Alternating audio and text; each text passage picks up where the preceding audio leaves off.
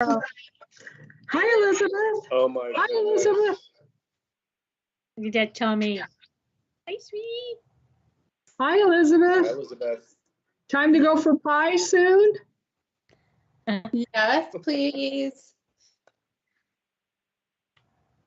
She's a How little you doing, Councilor tired. Nog? Time for bed. Yeah.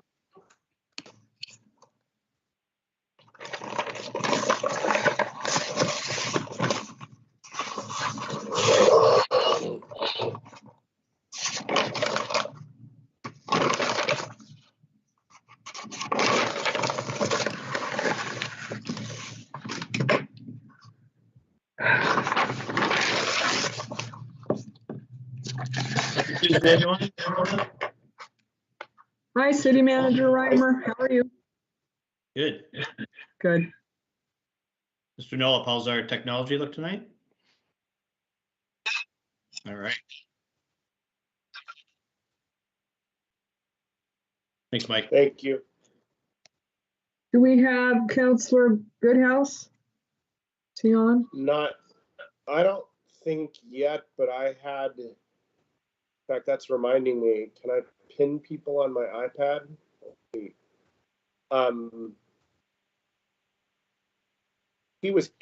called me on the phone while we've been, while I've already been on, so I know he'll be joining briefly, shortly.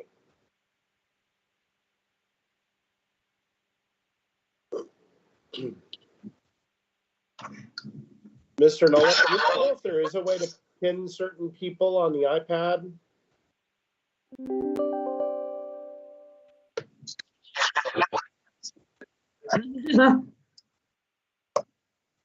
I can do that, I guess. I was thinking.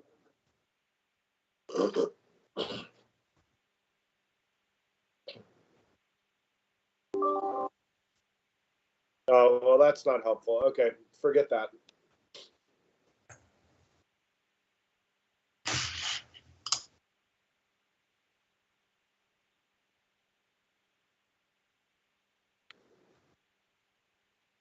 All right, I see Councilor Goodhouse as well. Mike, you'll let me know when we're clear.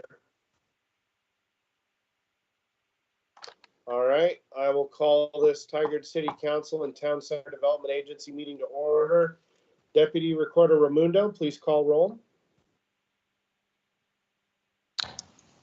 Hi, Mayor. Mayor Snyder.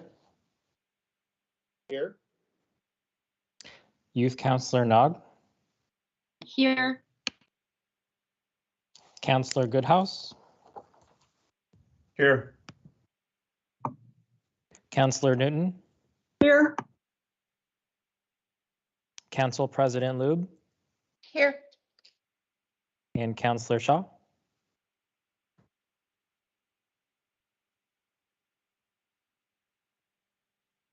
Councilor Shaw.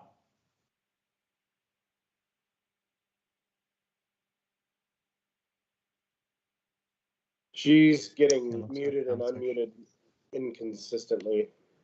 She is present, but you might want to wait for her to respond. Sorry, Mayor, can you hear me now? We can. Okay. Yes. Technology. Councilor Shaw, are you here? Yes. Thank you. All right, thank you. And we will move on to the Pledge of Allegiance. I'll ask everyone to participate on their own by muting themselves. And Mr. Nola, please put the flag on the screen.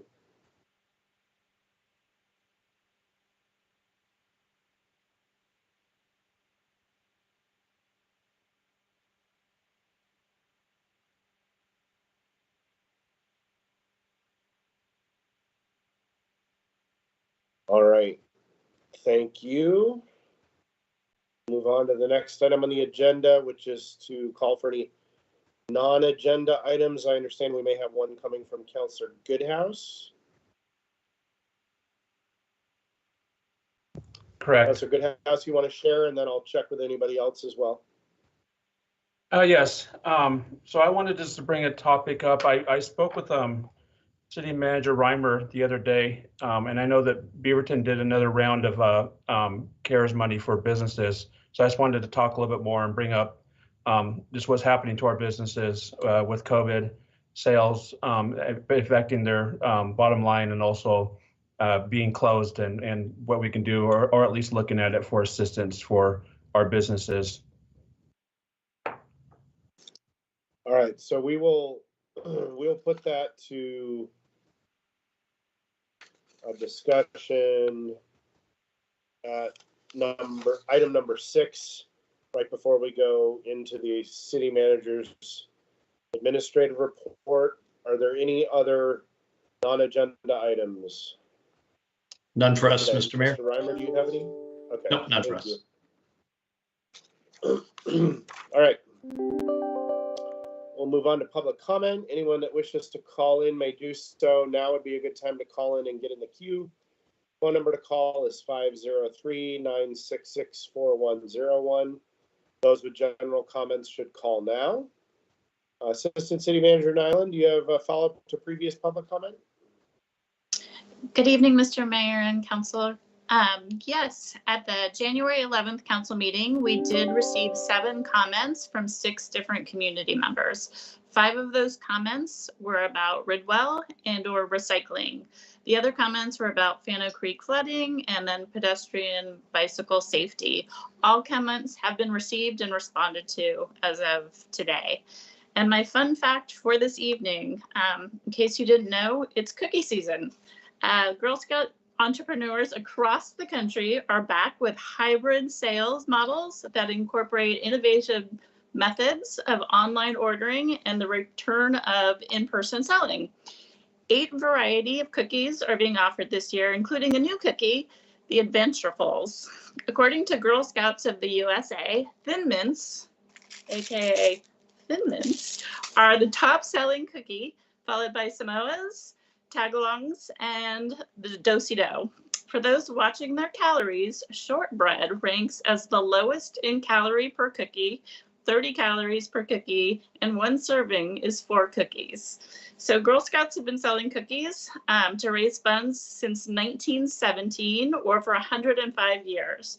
So here's to another successful year and continuing to develop future leaders 1 cookie at a time. That's my report for tonight, and thank you. Thank you, Kathy, and you're making me think about those wonderful cookies. Thank you for that reminder, and such a good opportunity for our youth. Let's see, we'll move on to item number 2B, public written comment. Deputy Recorder Raimundo, I believe we had 4 written comments that were received by noon today. We had a message from Karen Nicholson about glass recycling and pickup schedule, Michael Bruin about charter review and elections, Gabriel Cruz about construction and access to public parks, and Joan and Edward Little about the Rudy Hill development and concerns. Council, I want to make sure you received all of those. I will just point out that the Rudy Hill development is something that may come before council on appeal, so that should we should not be getting involved in that discussion at this point in time, but just as a heads up that we did receive that. Mr. Raimundo, were there any others that I missed? There were no other public comments that you missed. Okay, thank you. All right, we'll go to phone-in public comment. Mr. Nollup, do we have any callers in the queue? Mr. Mayor, at this time, no callers in the queue. All right. We'll move on to item number 3 on our agenda, which is a public hearing. And this is to consider approval of a resolution for the fiscal year 2022 second quarter budget supplemental. I'm going to open the public hearing. Anyone that wishes to testify may testify by phone, may call in to get in the queue by calling 503-966-4101. And you can call now to get in the queue. Senior Management Analyst Kang, staff report, please.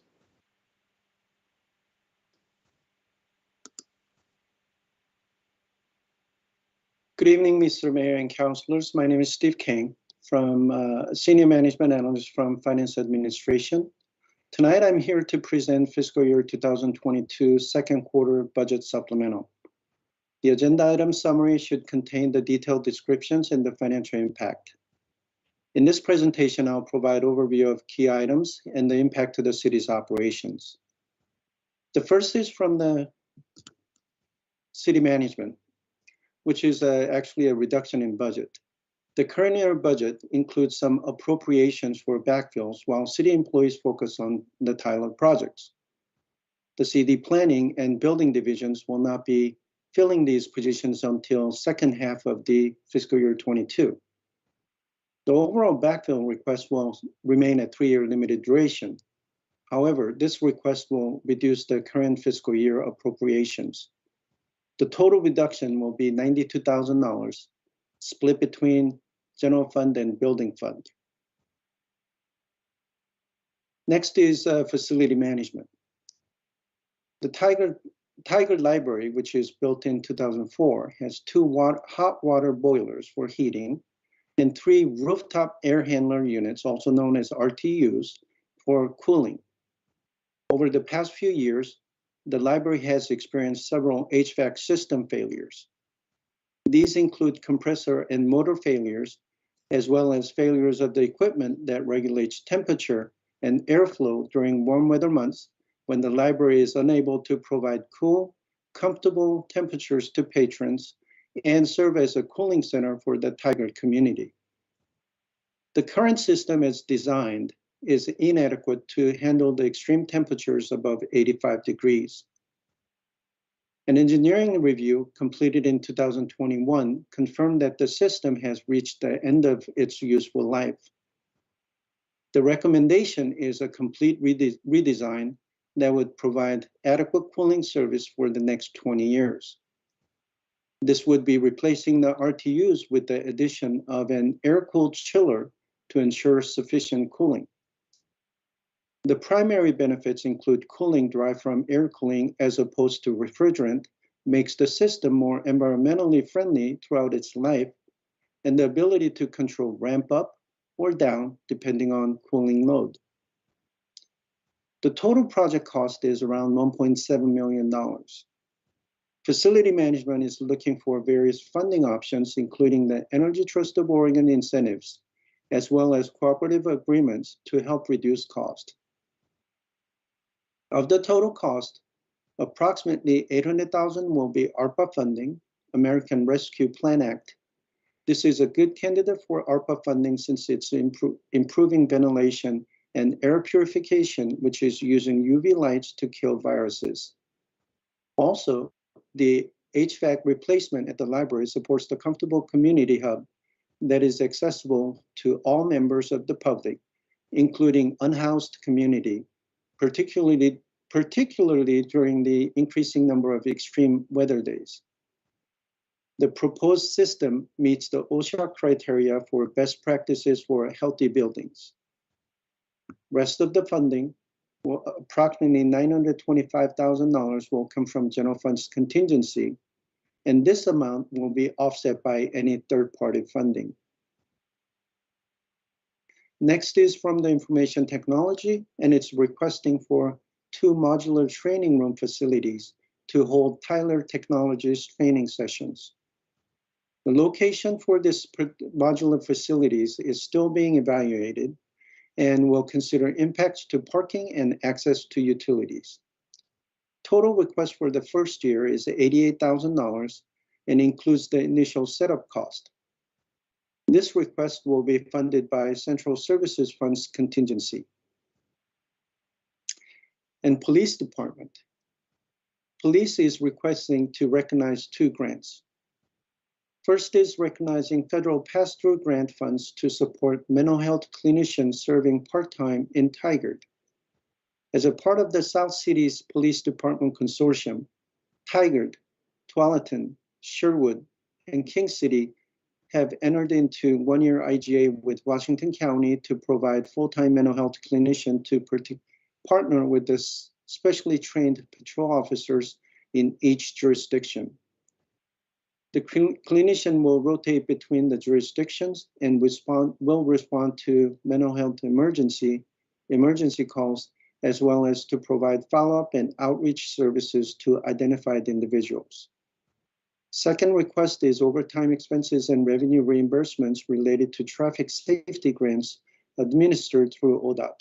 These are DUII, high visibility enforcement, safety belt enforcement blitzes, pedestrian safety enforcement, distracted driving enforcement, and speed enforcement.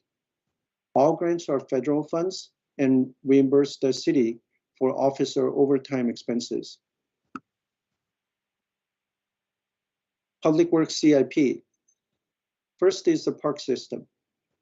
Most of the new requests from park systems are due to the construction contracts coming in higher than anticipated and will be funded by the Parks SDC fund. One notable item is the CIP 92069 Cook Park Inclusive Play Structure. Total net increase of the project was $210,000 due to the change in project scope.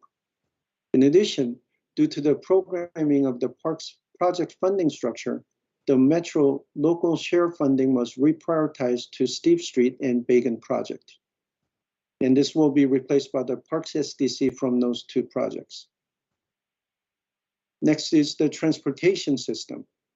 The first CIP is the Fruin Street sidewalk infill for $145,000. And this is to assist the covering the increased construction cost. The city secured an additional $225,000 of the community development block grant from Washington County. This will result in transportation SDC funding by $80,000. The second transportation CIP is Fiber Communication Networks Program for $33,000. This increase is due to the increase in material cost and additional splicing and testing requirements. Overall, the fiscal year 2022 second quarter supplemental will increase the budget by $2.3 million across 9 city funds. The additional appropriation will be largely supported by contingency, grants, and reserves. This supplemental will reduce the budgeted general fund and central services funds contingency by $1 million and will also reduce the city's reserve by $1.6 million, of which $800,000 will be general fund reserves. That's the end of the prepared presentation, and recommendation is approval of the resolution. With that, myself and department representatives are available to answer any questions. Thank you. Thank you, Mr. Kang, and I want to remind council that now would be an okay time to ask questions, but not deliberate on any of this. So are there any questions for Mr. Kang or department representatives before we move to public testimony? Councilor Goodhouse, I do not see your camera, so there you are. I just want to make sure I'm not seeing any visual cues. Okay. All right, we'll move to public testimony. I don't believe we received any written comments. Mr. Ramundo, can you confirm that? This item? Yes, no written comments were received regarding this item. Okay. Mr. Nollop, are there any callers in the queue that wish to testify? There are no callers, Mr. Mayor. All right, we can probably skip response to testimony by staff. I will close the public hearing. And we'll be on to council consideration of resolution 22-01.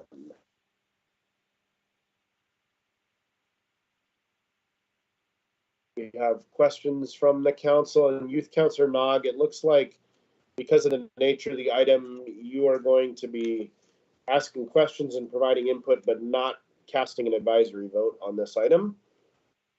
Councilor Newton, any questions or comments? I'll just do round robin. No, thank you, Mr. Kang, for the thorough presentation.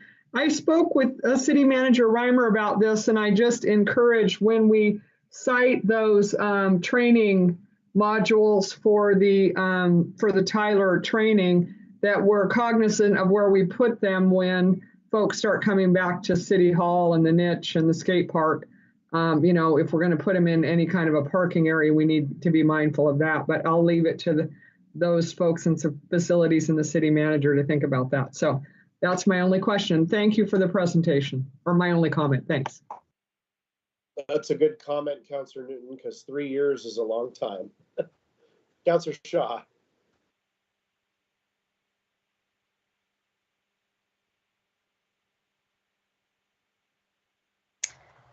Mayor, I think I'm now unmuted, but no comments. Also thoroughly good presentation from Mr. King. So thank you.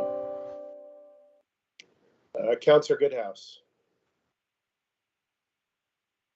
None, and thank you for the great report. Youth Councillor Nog.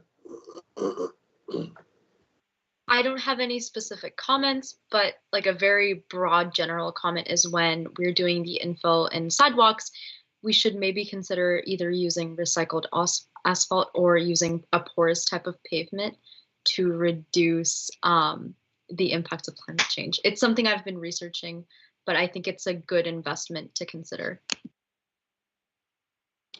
All right. Someone from Public Works want to just briefly maybe acknowledge that and also indicate whether that's something that's being considered right now? Not for this particular project, but in general. Hi, Mr. Regger. Mr. Mayor, hello. Oh, I see City Engineer Like Wisniewski is on. I'm going to let him respond. Also. Okay. Good evening, Mr. Mayor and councilors. Public Works has used some of those products in the past, and they definitely serve a purpose. There's a high maintenance operations impact concern that comes along with them, but they serve a quality purpose in the stormwater treatment realm. So we consider them on a project by project basis. But at this time, we don't have a solid program developed for maintaining those pavements. So we just have to weigh our usage of them against the operational impacts as well. And City Engineer, is there also the opportunity as products improve and change, is it possible that those will become less maintenance intensive and make more and more sense over time? Is that something you're monitoring?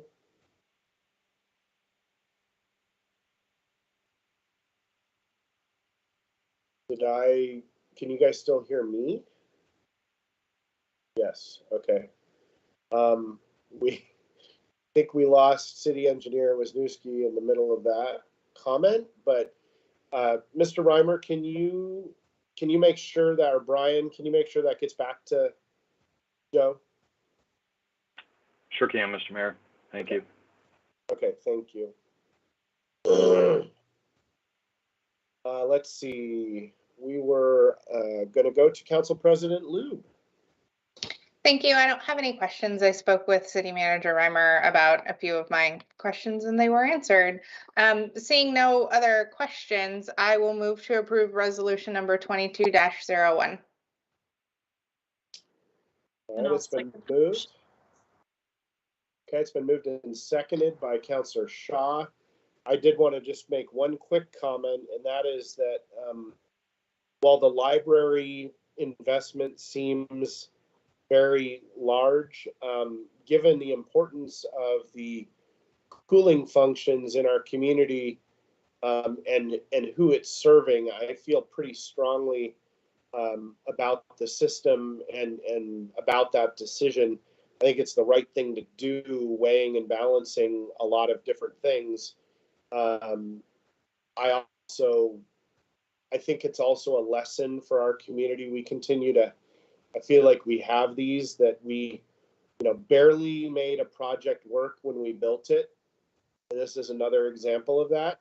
Councillor Newton and I think, talked about this, and City Manager Reimer, like that building and building the library when we did for what we built it for, a lot of short-term sort of decisions had to be made to save money. And we're now living one of those. It probably would have cost a third of this to do it right the first time. when the building was built. And now we're spending 3 times as much money 15 years later. So, or, 18 years later. So I'll acknowledge that. But, we as a community, I hope as we make decisions in the future, that we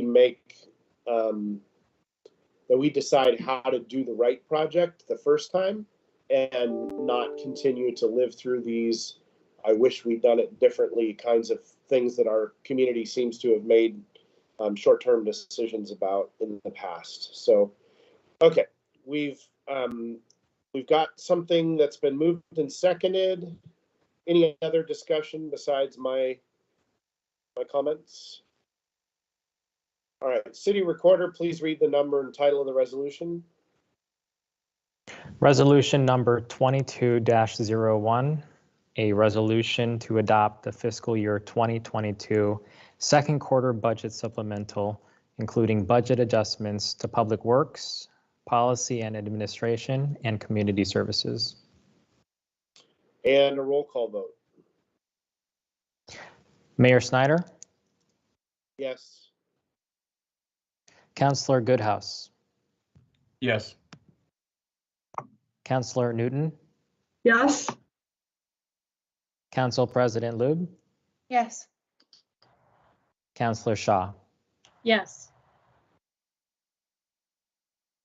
All right, resolution number 22-01 is adopted unanimously. Thank you, staff, for putting all that together. I know that we did that at council in 25 minutes, but I know it represents a lot more time on all your parts. So thank you very much for the thoughtful work on the supplemental. And with that, we will move on to Tigard City Council goals update. City Manager Reimer. Thank you, Mr. Mayor. Appreciate that. This is our second report on your council goals that you adopted just under a year ago. And the intent is to provide you what progress we've made. And tonight it's only going to be focused on 3 of the goals, on your response to homelessness, COVID-19 response, and your community resiliency plan. That's because the next item, as you know, is a much more thorough discussion about your 4th goal, our Parks and Recreation System Plan, and some of the ensuing steps from that. So tonight we're going to focus on those 3. I also want to say thank you to all the team for their efforts to date in this. As you said, for the last item, there's a lot of work that goes on behind the scenes. Also, a note that with Eduardo leaving, Emily Trich, our Assistant City Manager, is now the lead on the Community Resiliency Plan. And so she's taken the lead there, working with teammates from throughout the organization. And then my last thought is, depending where your conversation goes during the COVID-19 response, that may be an area to also bring up Councillor Goodhouse's item. So otherwise, we could have it as a standalone at the end of the meeting as well. So with that, I'm going to turn it over to our Library Director Halstead to lead us through our first goal, response to homelessness. Halstead. Thank you, City Manager Reimer. Good evening, Mayor Snyder and City Council, members of our community, city teammates. My name is Halstead Bernard. I use she, her pronouns, and I am the director of the Tigard Public Library.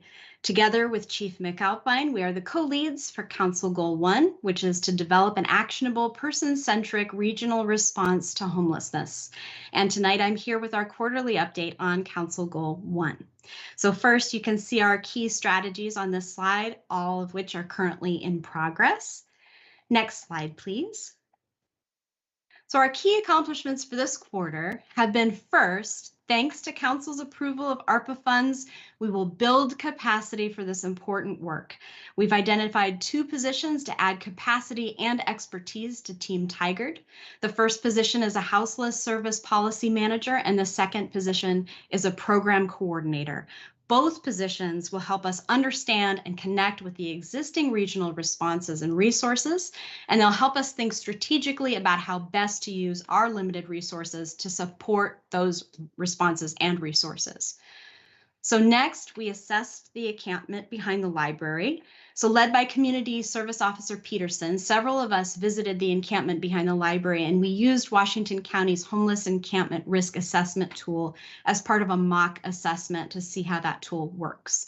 That group included Officer Peterson, Counselor Shaw, representatives from Washington County and from Metro, and someone from Just Compassion and myself. And the result of the mock assessment was a low risk score and a recommendation to continue sheltering in place during the state of emergency. Next, we held 2 gatherings of CHART. CHART is the Community Homelessness Assessment and Response Team. We have intentionally kept that invite list small for the initial gatherings. We're establishing the purpose and the charge of that group. And then the next steps is setting a cadence of when we'll meet regularly and inviting more members. Some things we've discussed so far with CHART have been the importance of education in our community, not only educating ourselves on the very different situations that have to do around homelessness in our community, but also educating each other and our whole community about what is currently being done to support unhoused residents and what we plan to do in the future. Next up, we completed a draft of the gap analysis. So if you remember the gap analysis, we invited over 30 key partners to help us identify which services are being provided already and what our immediate needs are. The results of this analysis have guided our project team's research into services such as shelter, food, clothing, and basic needs, to name just a few. The gap analysis indicates that our unhoused residents have limited access to basic needs such as showers and bathrooms, for example, and the work we've done on this gap analysis will be reflected in a budget package. So speaking of budget packages, we've advised you in the past on initiatives like Safe Lots and Tiny Villages.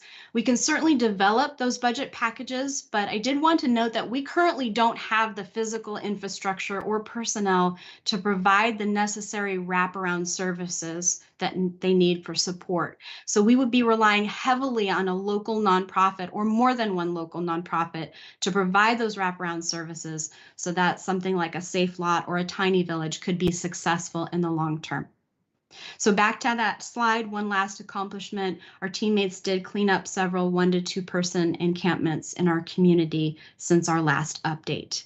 And moving on to opportunities, our biggest opportunity here is working on further establishing CHART, because this group, once established, will be our key coordination point between our local and countywide service providers and our community members and the folks in our community who need the services the most. So it will be that key coordination point, and we're looking forward to exploring more with those CHART gatherings. So speaking of our community, if anyone is interested in learning about and engaging with the work that we and our partners are already doing around houselessness and where we're intending to go, we are currently posting weekly updates to the city's website, which is found by going to tiger-or.gov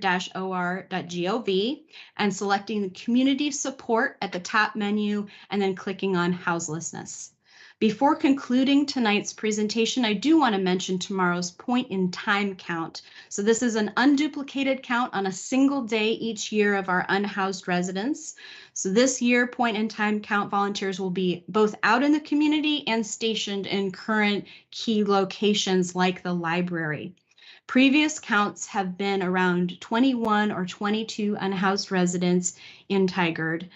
Based on our PD's recent calls, we expect that number to be at least double this year.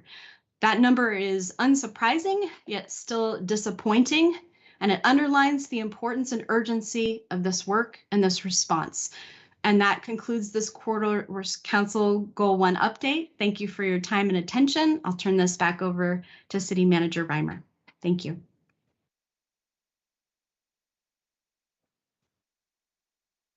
Thank you, Halstead. Mayor and Council, at this point, I think it may be helpful to walk through each of these. So Dana would go next and then come back for questions in any of them. If you're okay with that, I see maybe Council Goodhouse has a question first. So. Yeah, are we? Steve, I actually think we should go. Oh. I think we should go item by item, to be honest, so we don't stack them all up. So, Councillor Goodhouse, go ahead. Thank you, Mayor. I wanted to just comment on part of the discussion that Director Halstead mentioned and just comment what I've heard from some community members, this is, I just want to stress this is not my opinion, but that some community members find some objections with the property behind the library being used for a homeless camp, that taxpayer money is being used for a homeless camp when it wasn't really discussed or talked to about the public, and then that's what tax dollars are being used for, or that's turning into kind of a camp back there. I understand that during these times it's hard for those unhoused and so forth, but just what we can do to respond to those people in the public that take objection to that, or what to say to them, or have some more dialogue with the public on that conversation. All right, Councillor Shaw.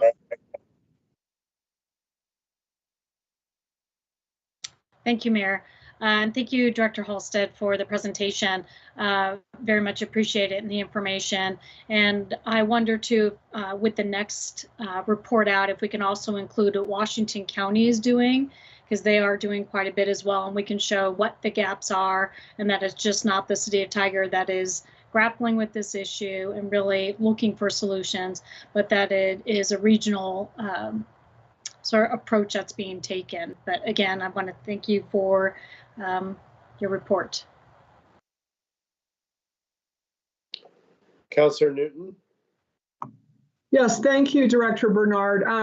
I am particularly encouraged by the work we're doing to coordinate with the nonprofits and others in our community that provide services.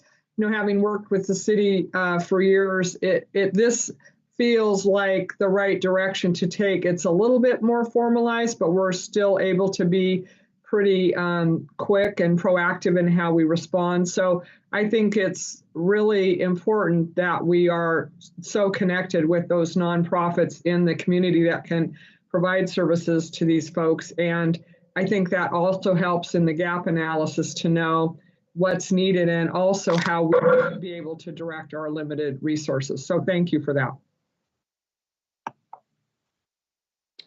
All right. Director Bernard or City Manager Reimer, did either one of you want to respond to Councillor Goodhouse's comments about, I mean, I guess I will acknowledge that using the assessment tool from Washington County and allowing, or not, it's really not allowing, it's not clearing a site during the public health emergency is certainly an imperfect decision to begin with. Frankly, having a bunch of houseless individuals is an imperfect situation to begin with. But acknowledging that, do you want to add anything further in response to what Councillor Goodhouse was suggesting? A group of community member. I mean, I also will say community members want to be able to feel like they can safely use the Fannel Creek Trail in that area and the area around the library. So this is a difficult balance. I want to acknowledge that from the outset, but do you both want to respond with anything further?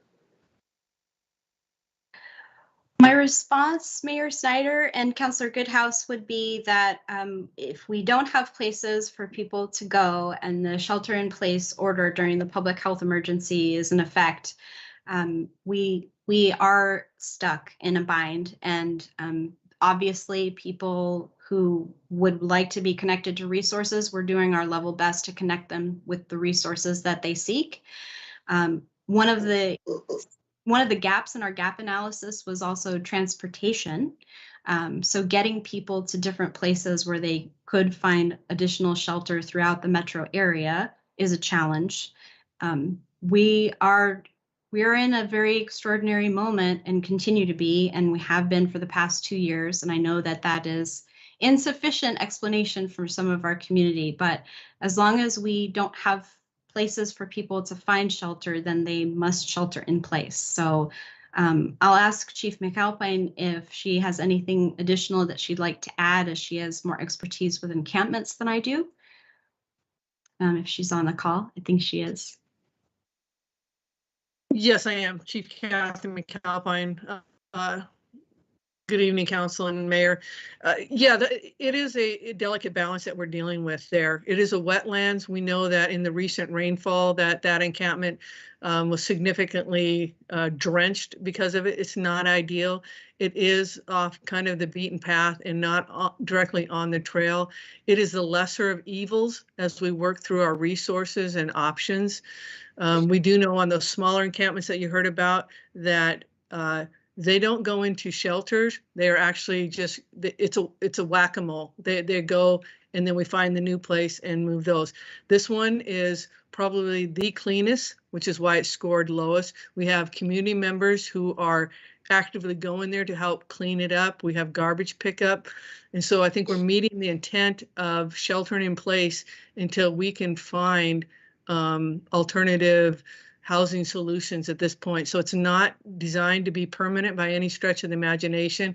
It's part of this vetting process that we're doing. So I would just ask for our community to be patient, work with us, and we are not the only city struggling. I would just add that today I learned that Hillsborough is doubled and so has Beaverton, and ours will likely have been doubled from last point in time count.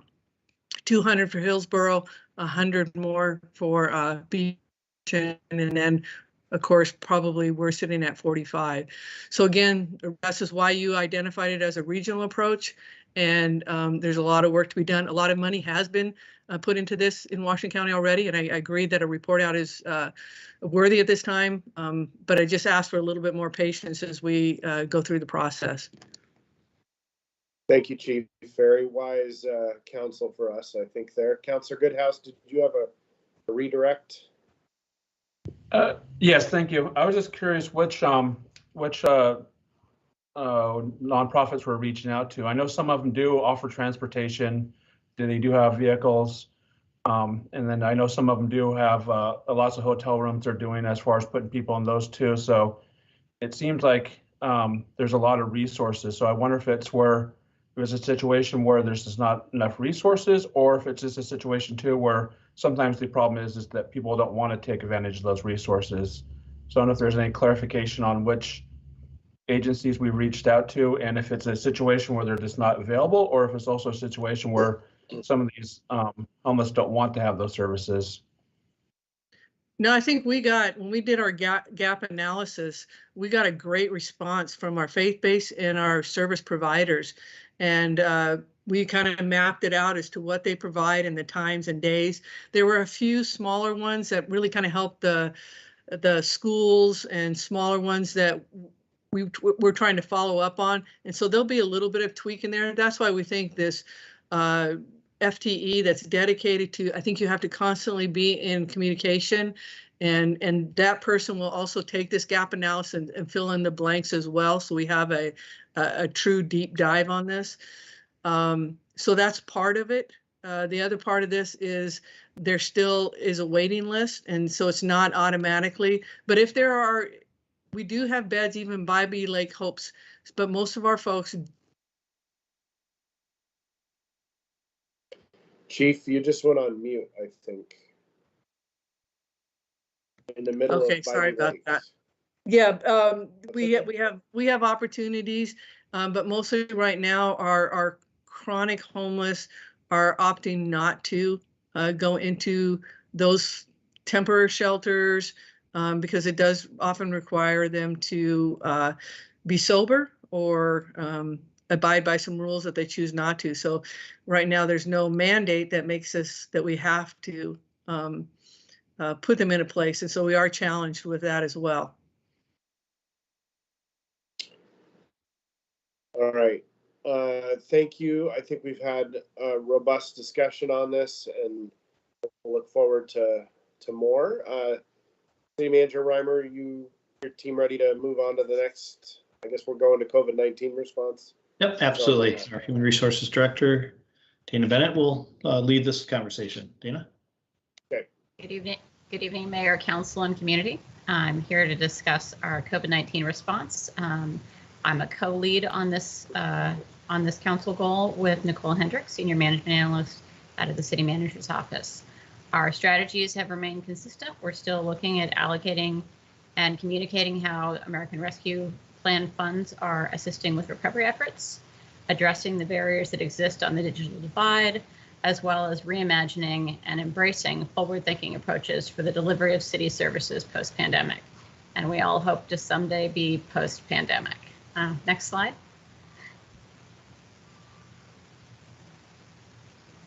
I'm going to let Nicole Hendricks tell us a little bit about the accomplishments and opportunities related to the ARPA funding investments, and then I'll hit on the other two strategies. Nicole? Awesome. Thanks, Dana. Good evening, Mayor and Council. My name is Nicole Hendricks. I'm the Senior Management Analyst in the City Manager's Office. So yeah, one of our key accomplishments with COVID-19 response has been our ability to move quickly and responsibly to investing our federal American Rescue Plan Act dollars, which help address community needs and recovery efforts in our COVID-19 response. So I've mentioned before, Tigard will receive a total of $7.49 million with the first half that we received in June of 2021, and the second half will come this June 2022. So today our focus has been on economic and housing support, in addition to addressing immediate community needs. So that's been our focus with the investments so far. And those investments include our RAFT grant program that funded 8 community partners and to help respond to community need. And then we also funded a revolving loan fund that will provide short-term construction lending to builders who are constructing middle housing and the associated administrative costs with that. We funded a mobile business incubator that will create a low barrier to entry starting point for food and beverage entrepreneurs. And so that program's being built now. And as Library Director Bernard mentioned, we also we've approved funding for added team capacity for our Goal 1 houselessness support. Our Assistant City Manager, Emily Tritch, will talk about the funding for the Community Resiliency Plan, and referenced in the earlier agenda item from Steve King, we have a library HVAC investment. So we have a lot that we've accomplished in a short amount of time, and these projects are moving forward, and we continue to explore more investment opportunities that arise. For example, later this evening, we'll hear about our Parks and Recreation System Plan update and maybe what potentially investment opportunities are there. So with that, I am going to pass it back to Dana Bennett, our HR Director, to give more updates on our COVID-19 response. Thanks. Thanks, Nicole. So the next area we'll cover is vaccines. So as you know, the city has rolled out a vaccine mandate, and we have done that successfully across the city. We had a handful of religious and medical exceptions in that process, and those folks have received temporary accommodations with strict safety protocols to keep them and the others safe in the workplace. So that is our vaccine sort of accomplishments at the moment. Where we're moving with vaccines, phase 2 of vaccines are boosters. So the city has just reached agreement with SEIU on the details around a booster verification system. So we'll be rolling out that communication citywide this week. In addition to that, the city is pursuing an opportunity to obtain home test kits. So they've been ordered. I'm not going to commit that they're going to arrive given supply chain issues, but we're super hopeful. And we're looking to prioritize those for our critical on-site teammates as just another layer of defense against COVID spread. So the last issue we'll cover is hybrid meetings and remote work. So the city continues to focus on trying to have a safer work environment for everyone, including our community. With that in mind, on-site services and activities in the wake of Omicron have been postponed again until April. We had hoped to sort of reboost some of that in January, but given the effects of Omicron, that did not seem wise. The city will be ready when April gets here. We have completed hybrid meeting technology installs. We have ensured that on-site computers and technologies at the desks are updated and ready for the workforce that has been remote that will return at least partly come April. And we have successfully tested, as you all know, City Council hybrid meeting capability. So we're looking forward to what the next phase of offering council meetings will look like, as well as boards and commissions. Tigard has also completed a remote work policy, really looking at the future and pivoting toward what a new Tigard will look like. Tigard is trying to set ourselves apart as an employer of choice by leveraging what we've learned about our ability in many areas to provide quality service to our community through remote opportunities for our workforce. Key points of that will be continuing high quality service delivery, flexibility for our employees where allowable based on operational needs, and a continued focus on legal compliance, including both wage and hour, as well as safety in remote work locations. In terms of opportunities around that, actually, I'm gonna shift and say our next opportunity is around COVID and the new rules for quarantine that have brought new complexities. So, for those of you who are unaware, Oregon Health Authority and OSHA have come up with new quarantine and isolation rules. They're rather complex and layered. They range from considering issues like what kind of vaccine you received, when your timing of your last dose was, and whether or not it was a booster. Brandy Leos, our senior business partner in HR, converted that complex matrix of information into an easy Excel-based system that allows for easy input and quick and consistent responses to our employees. So that's been a great help. Brandy's innovative spirit has saved the city time, frustration, and has ensured our ability to stay compliant with OSHA and OHA. While the city continues to focus on maintaining a safe work environment, we, like those across the nation, have experienced a significant uptick in COVID cases this year, particularly in the last 25 days. We continue to keep our staff-to-staff COVID transfers to a very small number, and we continue to adjust and change our operations and environment as we need to address the Omicron variant. So the city continues to prep for ongoing COVID response, and we feel that we're making good strides. With that, I will close the COVID update and turn us over to Emily and Community Resilience. Mayor, Council, before we go, there's any questions for Dana or any of us in regards to our COVID-19 response? I was going to do the same thing, but I didn't see anybody jumping up. Oh, Councillor Newton. Just a quick question. I had somebody from the community ask me if there was an easy place on our website to find how we've spent the ARPA funds, you know, kind of a running tally. You know me, I'm less than, so I couldn't find an easy place to refer them. So I don't know if that exists, and if it, would it be practical to do something on our web so people could kind of keep track? They were encouraged that we're investing it, but they were just curious as to sort of what we're spending the dollars on or planning to, and kind of what the running total was. So just a suggestion. Thanks. Councillor Newton, I get that question at just about every one of my fireside chats, so it's probably reasonable to just make it available at some point. Nicole? Yeah, thanks. We do have a webpage. It's under our community support tab, and the title is just American Rescue Plan. It does show our investments to date, and it also has a place for folks, if they have opinions on how we should invest our funds, for them to submit information there too. So it is available, but maybe I can work with our comms team to maybe make it more prominent. I think they're looking under COVID response, under the goal. So maybe if you put you could put maybe a link, because they're telling me they're looking under the council goal COVID response. So maybe that's the issue. Thanks very much. And then I also want to make the link here between the topic that Councillor Goodhouse brought up and this, because those are directly related. I know we're going to talk about that as a non-agenda item, but you know, it is a point of, I think, reassessment in our response to COVID-19 that while Director Bennett maybe isn't on point for it per se, it's something I just want to make that link so we can move on. Is there any other member of the council that wants to either ask a question or make a comment on the COVID-19 response goal? All right, moving on. Emily. Hi, good evening, Mayor, City Council, and members of the community. I am Emily Trich. I'm your Assistant City Manager of Investment and Infrastructure, and I'm pleased to be with you sharing my first report with Council on behalf of the quarterly goal update.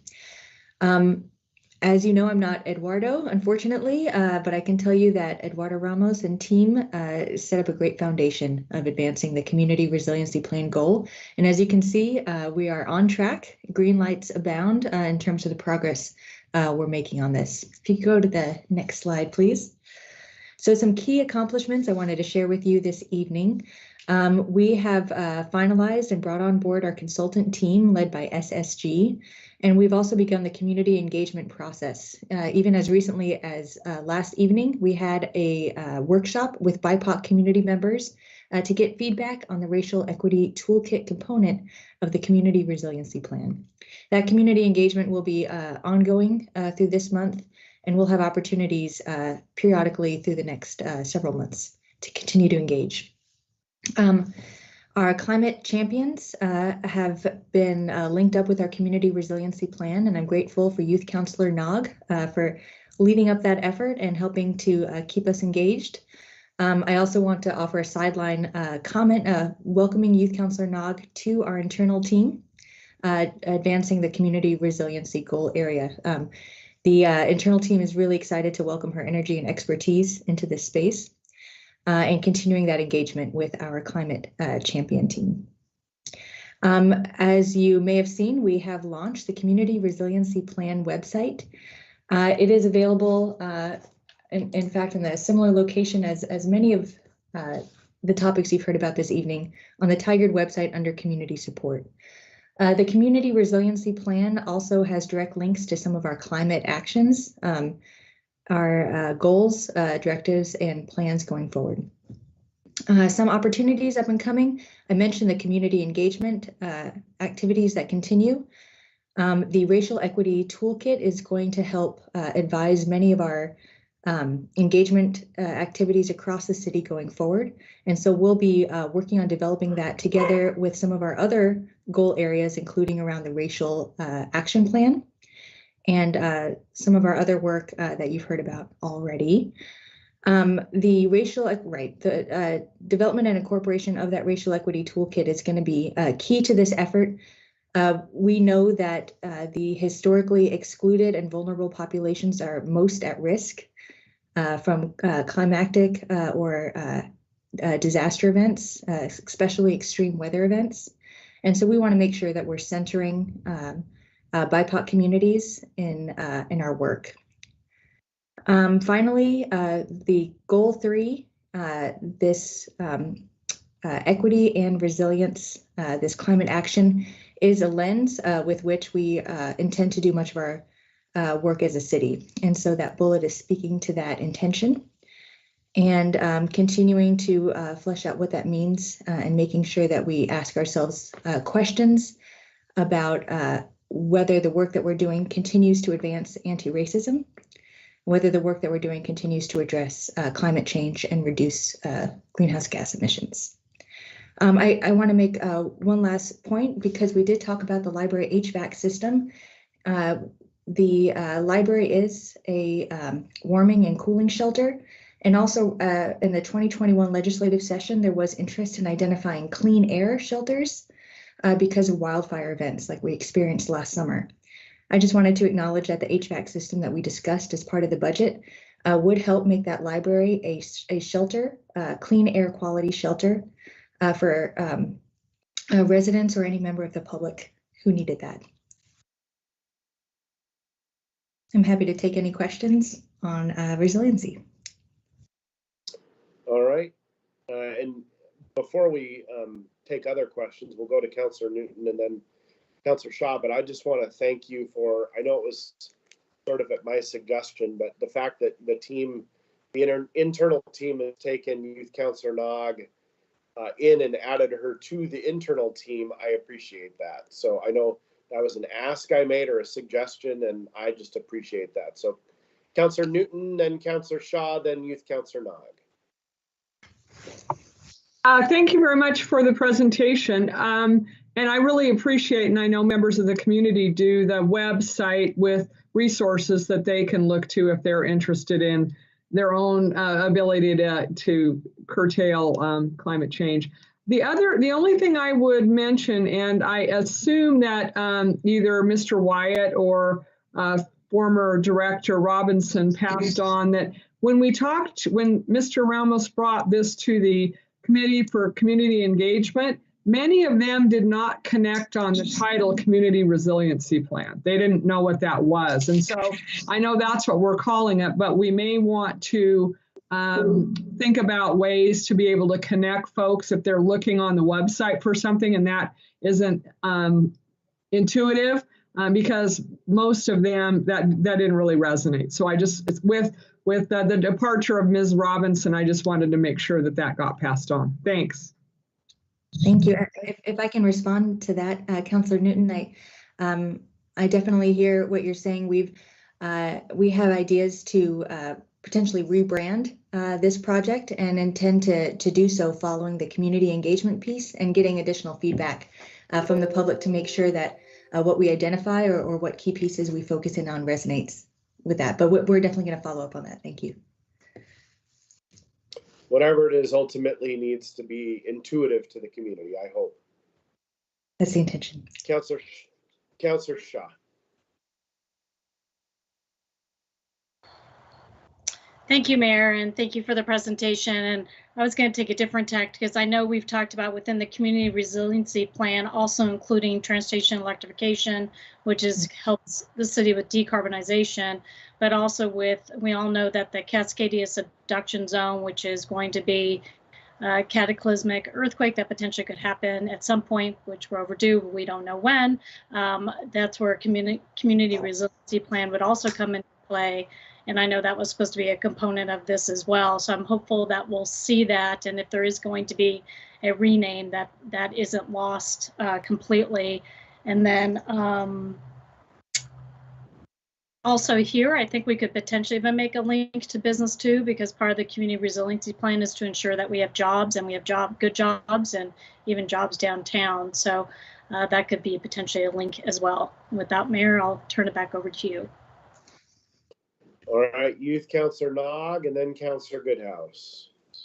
I would like to begin by saying thank you so much for the opportunity, and I'm so excited to contribute more with my ideas. One of the things that just crossed my mind was I know that the library is a heat and cooling shelter, as well as like a go-to emergency shelter when things like this do arrive. I was wondering if there were any PDFs and maps available to people, or just maps in general, letting people know, because if like a huge thing does happen and like electricity is down, I was wondering if there was any way to access knowledge like that, and if there's any other ways to like tell community members how to go there if they couldn't access a map.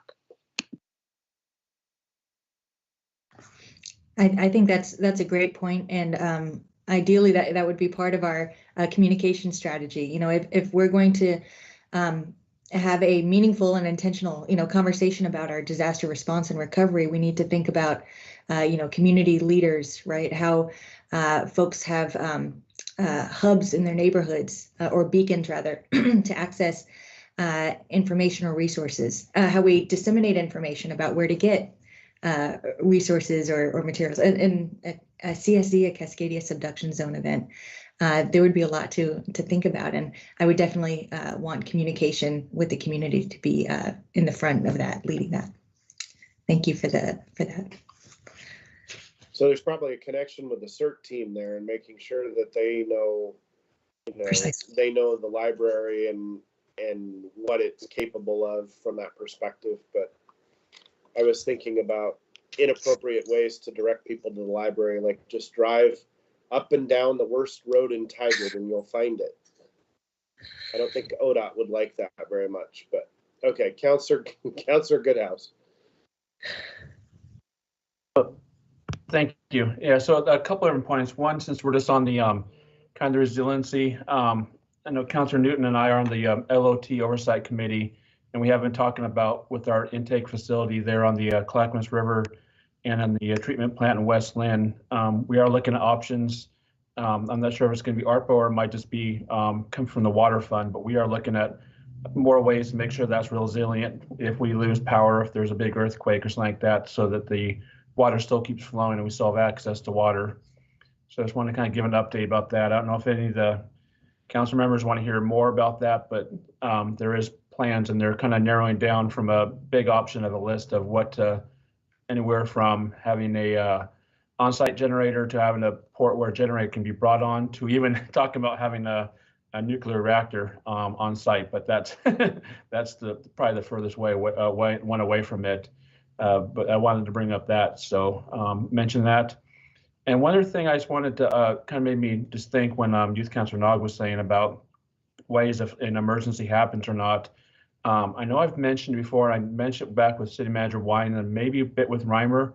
I know some of the new councilors have come on board and staff, but there is the and Mayor Snyder, you may have it, but there is the government emergency telecommunications service card where if we do need to communicate, it gives us access through the lines to be able to communicate more. So I don't know if staff is aware of that, or make sure that the current councilors, the newer ones, have that, and we have that resource so we can use that if we do need to talk through our cell phones to make decisions in an emergency.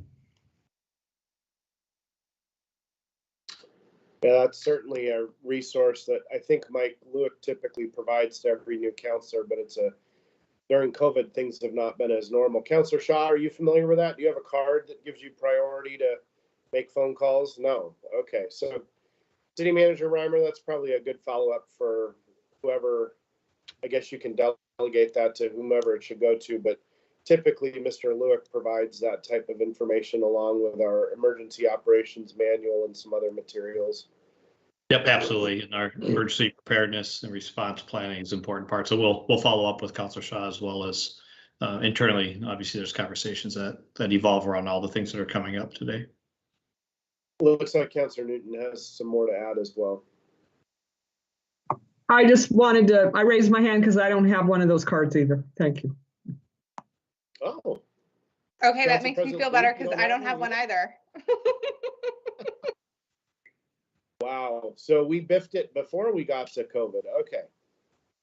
So, yeah. We'll make sure the GETS cards are assigned to. Mike Lewick can orient you to all this stuff, and you really, I mean, it really is important, and frankly, orienting to the whole emergency operations manual for the city and what the council's role is in emergencies and how that functions. So that's probably a good call out.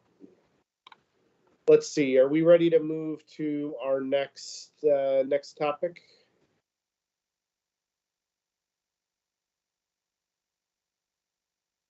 I'm happy to. I do want to underscore one on the last item, the community resiliency plan. The council talked about the word bold. We are still aiming for bold. The team has confirmed that's exactly what the council wants, and we continue to say yes. And so as we do develop our action strategies, bold is what we're shooting for to make the most impact on our community. So I want to continue to underscore that, I think, every time we talk. Now we're ready to go into the Parks and Recreation system plan. This was the fourth goal. We've talked about the different areas, and the next item is really going to give the council a chance to get a much more in-depth presentation, and then obviously a chance to have a dialogue with our team, and then ultimately to consider the recommendations that we have before you this evening. So I think that's probably concludes the Parks and Recreation system plan work.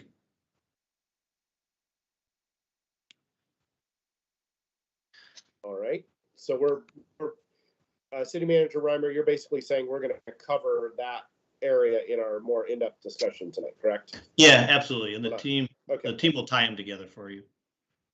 Okay. All right. Any other final comments on the update on our city council goals? I think from our standpoint, just a continued thanks to the council for your leadership. These are some, I was looking at the goals and listening to the team, and these are some significant goals that you've set out. Obviously COVID response, but these are not small actions, and so they take many steps and many people. And I just want to say kudos to all of you for your leadership and to the team for their work, and then Assistant City Manager Kathy Nyland. She's the project sponsor on the first two goals, and I'm on the second two. So for her efforts as well, helping lead the team. So thank you, Mayor and councilors. Is this your way of saying they're ambitious? A little bit? Getting there. Okay. Well, thanks for doing your best to implement them. I know they're some of them are very challenging, or all of them are. Okay, let's move on to item number 5 on the agenda, which is to consider a resolution to adopt the 2021 Parks and Recreation System Plan. And I think we have Public Works Director Rager and Manager Gruen to present. That's correct. We're going to get our slides up here.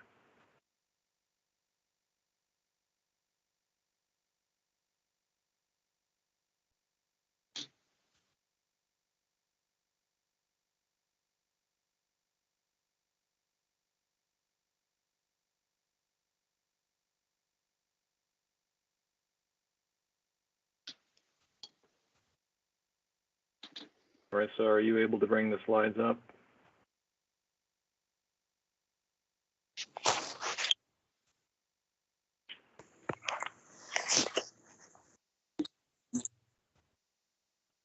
That'd be great, Mike. Thank you.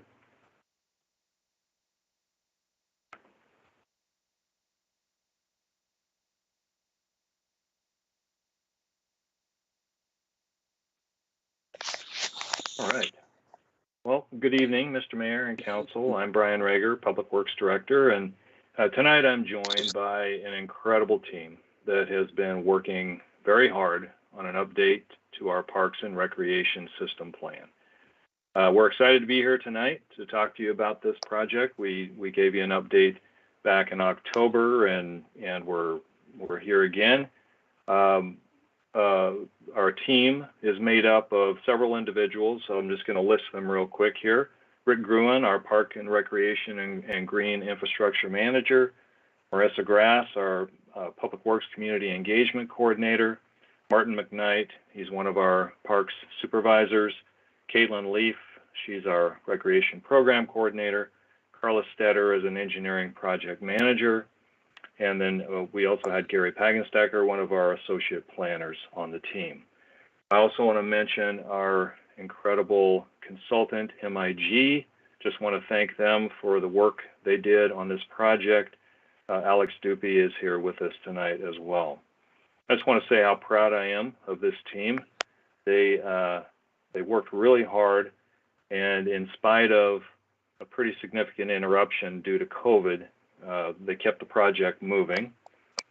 As I said earlier, we're very excited to be here. We're proud of this work, and we believe that what we have before you tonight is a very good, excellent system plan. And finally, I just want to mention that this, as City Manager Reimer said, this is not just about the system plan, but it's about the whole of Council Goal 4. So we will talk about that and connect all those dots for you tonight. At this point, I'd like to turn things over to Rick Gruen so he can get started with the main body of the presentation. Next slide. Thank you, Brian. Appreciate it. Good evening, Mayor, Council members. As Brian mentioned, we're all very excited to be here tonight to give you a brief overview of the system plan and council goal progress. We'll also address some of council members' comments from prior workshops.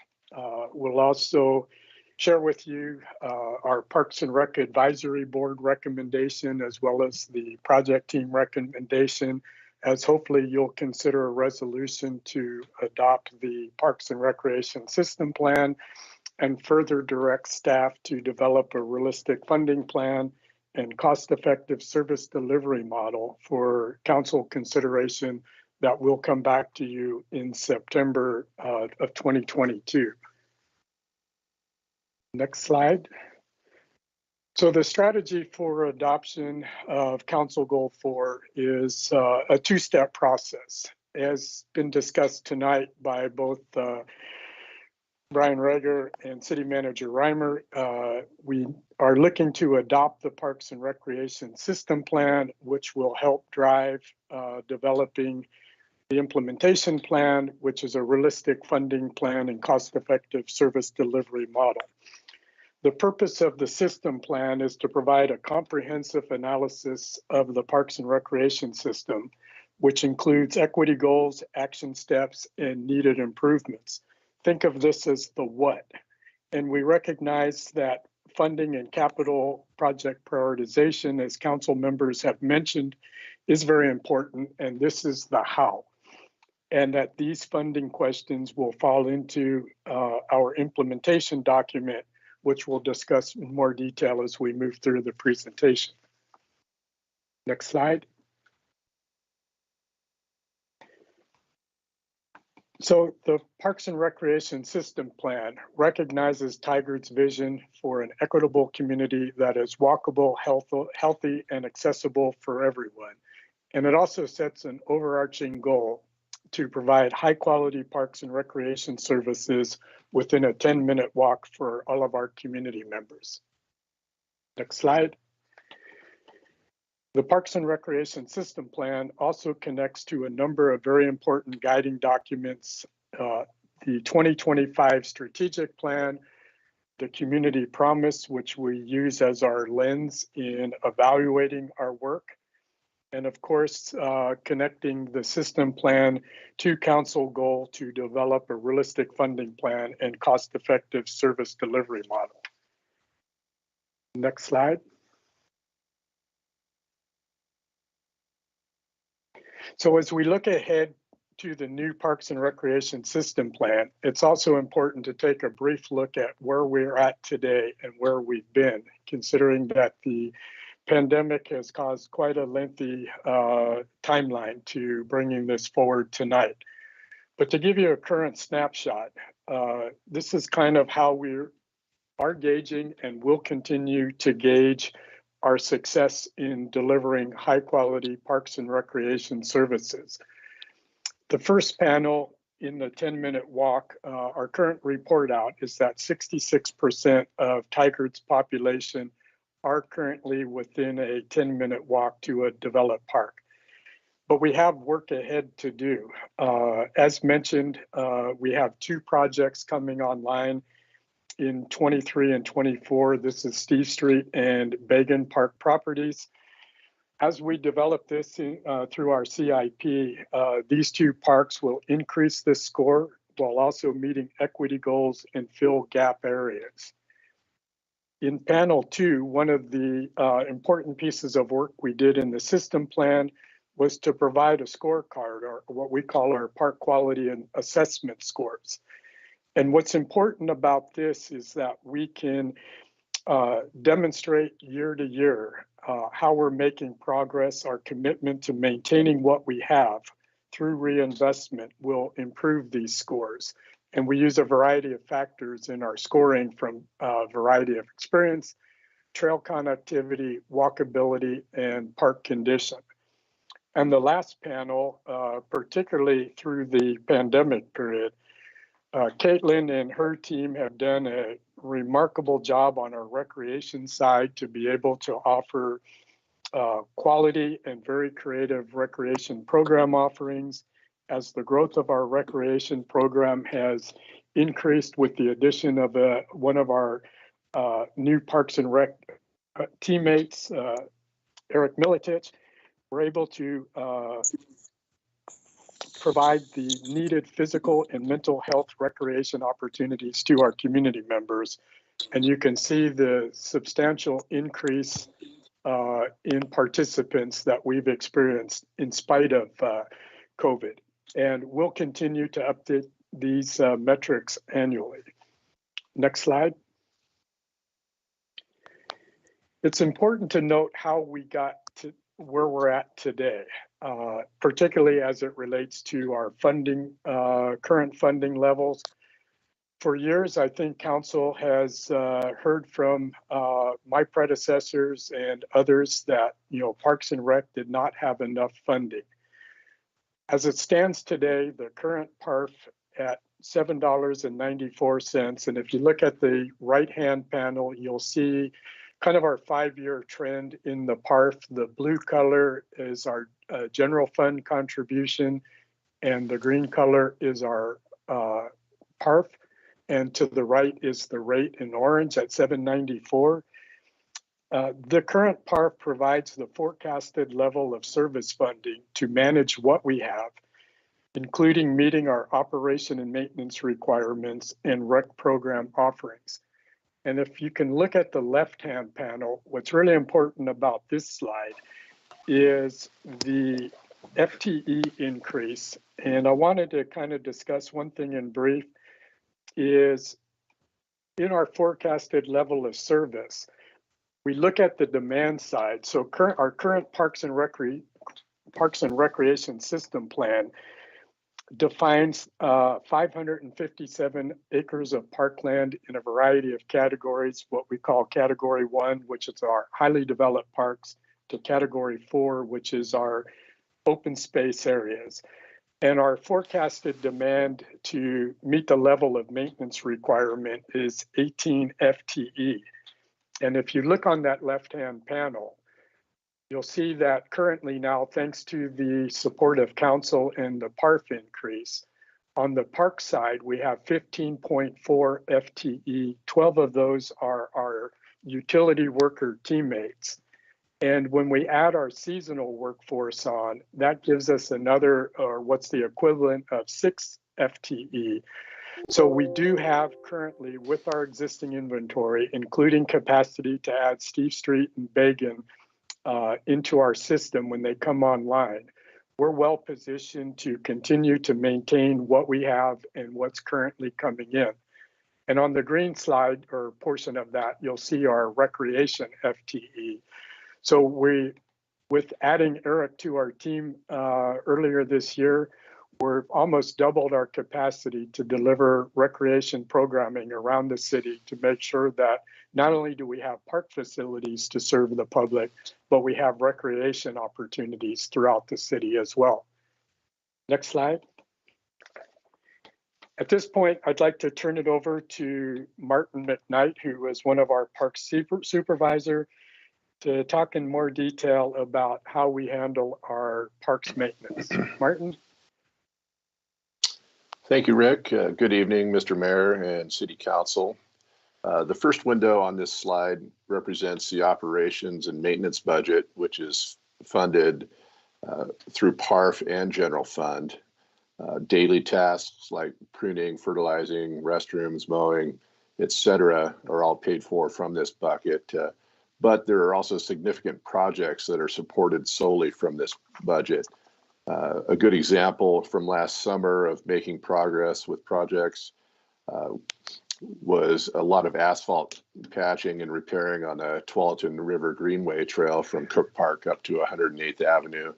There was also significant patching on the Shekla Trail and Colony Creek trails. Overall, close to 40 tons of asphalt were laid down to repair some of the failing infrastructure and asphalt. Another example of progress using this bucket of money was out at Metro School Park for the first time since well before the IGA was signed with the school district. We had adequate staffing to fire up the irrigation system there and improve the turf grass on that site. Moving along to the second window on this slide is the CIP Major Maintenance Program. This is paid for from SDC reimbursement dollars, and the fund is targeted to tackle the deferred maintenance projects in existing parks. These projects don't require management from engineering, but they do involve substantial contracts and purchases. And the projects are managed by Greg Stout and myself, the park supervisors. Some recent examples are the installation, the purchase and installation of the new playgrounds, one at the Tot Lot at Cook Park this past summer. Another recent example is at Jack Park. The larger playground there was replaced in the summer of 2020.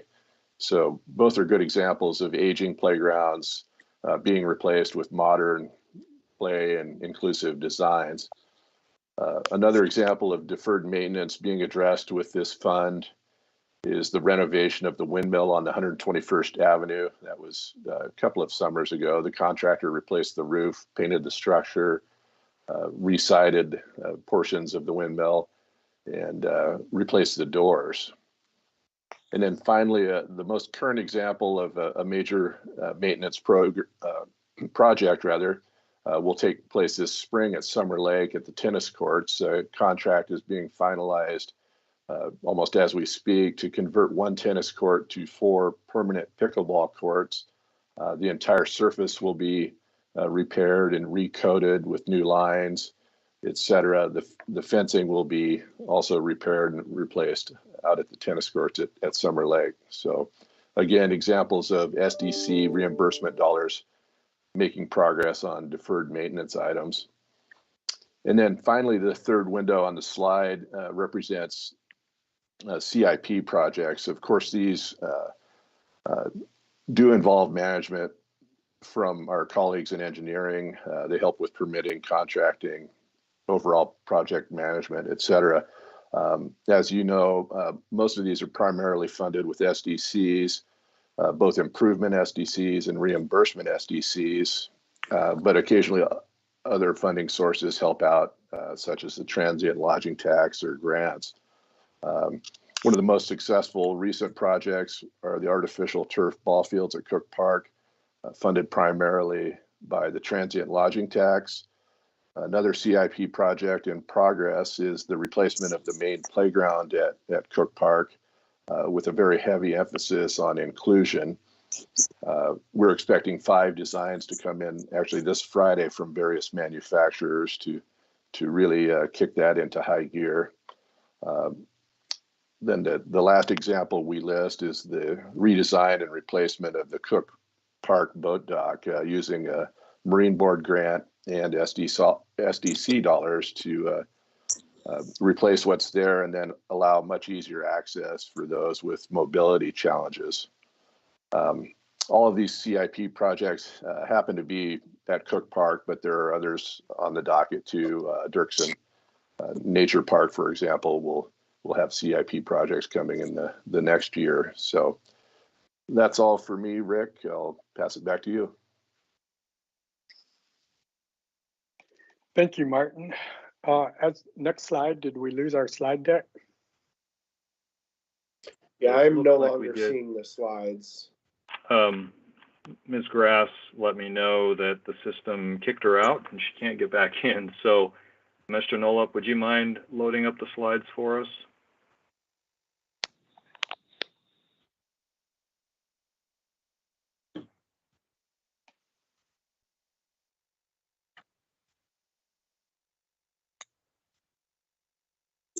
Keep going. I think we're going to slide 9, maybe. Next one. Next one. There you go. Thank you. Okay. And to follow from Martin, in addition to closing the maintenance gaps, the Parks and Recreation System also identified 4 critical actions describing the need and the what, reserving the how for the upcoming implementation plan, which will be worked on in the coming months. The major action items includes for the implementation plan would be prioritizing our capital projects, using the community promise as an equity lens, amongst others. We'll also look at enlivening the park system with increased recreation programming and park activation. This is done both internally and with a number of our partners, including the Tiger Tualatin School District. We hope we demonstrated, that we are taking care of what we have and want to make sure that the implementation plan ensures that existing services will continue to improve as the city adds new parks due to growth in the city. And lastly, building organizational capacity to invest our resources to keep pace with growth to ensure services provided throughout the system. So in short, the implementation plan will look at 3 key things: capital project prioritization, a sustainable funding plan, and a service delivery model. Next slide. Since we last presented to you at Council, we did update our Parks and Recreation System Plan to include the following. You have seen our story. We updated graphics, much of the content in this presentation and the story was added into the system plan. And of course, we took out the word master throughout the system plan. And those two were the major things that we updated. So let me now turn to Brian to address Public Works best practices around system planning and implementation plan strategies. Brian, you're next. Okay, thanks, Rick. You can go to the, thank you.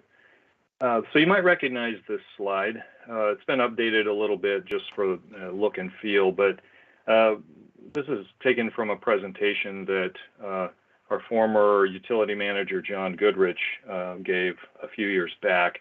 At that time, we were talking with the council about shifting our approach with respect to system plans and then the subsequent rate and SDC and cost of service studies.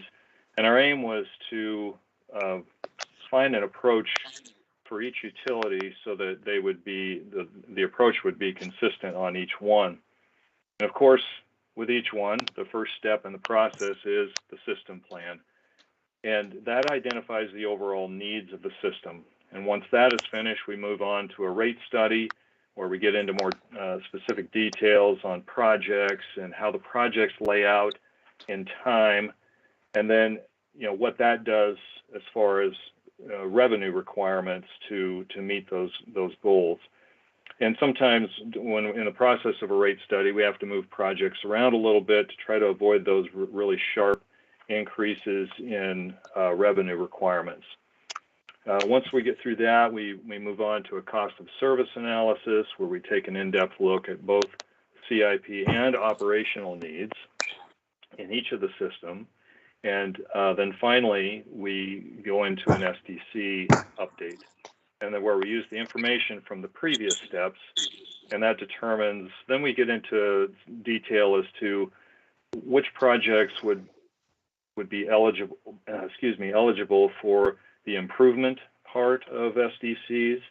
That would be expanding the system versus work on existing infrastructure that would be eligible for the reimbursement component of the SDC. And so you'll recall that after you adopted the Stormwater Master Plan, there were some efforts that followed after that got us to what needed to happen for revenue requirements. Next slide. So while Parks and Recreation is not a pure utility, it's still very important to have a document like the system plan. Our last system plan was very focused on acquiring land and expanding the park system. This plan has a different focus. We have the land in place now. Now we're more focused on making sure that our Parks and Recreation system is more equitable. So this document has significant importance in that it will drive overall direction moving forward. And then further, we have Council Goal 4, which includes adopting the system plan, plus working on other important elements. And so, as Rick has said many times, the system plan contains the what. It represents the overall needs of the system. But from here, after adoption of the system plan, we move on to what we've been referring to as implementation. And that's where, in the gray box here, we would handle things like working on project prioritization, where we'll get into greater detail on how projects are going to be prioritized, and we'll consider the strategic plan as our overarching guide for that.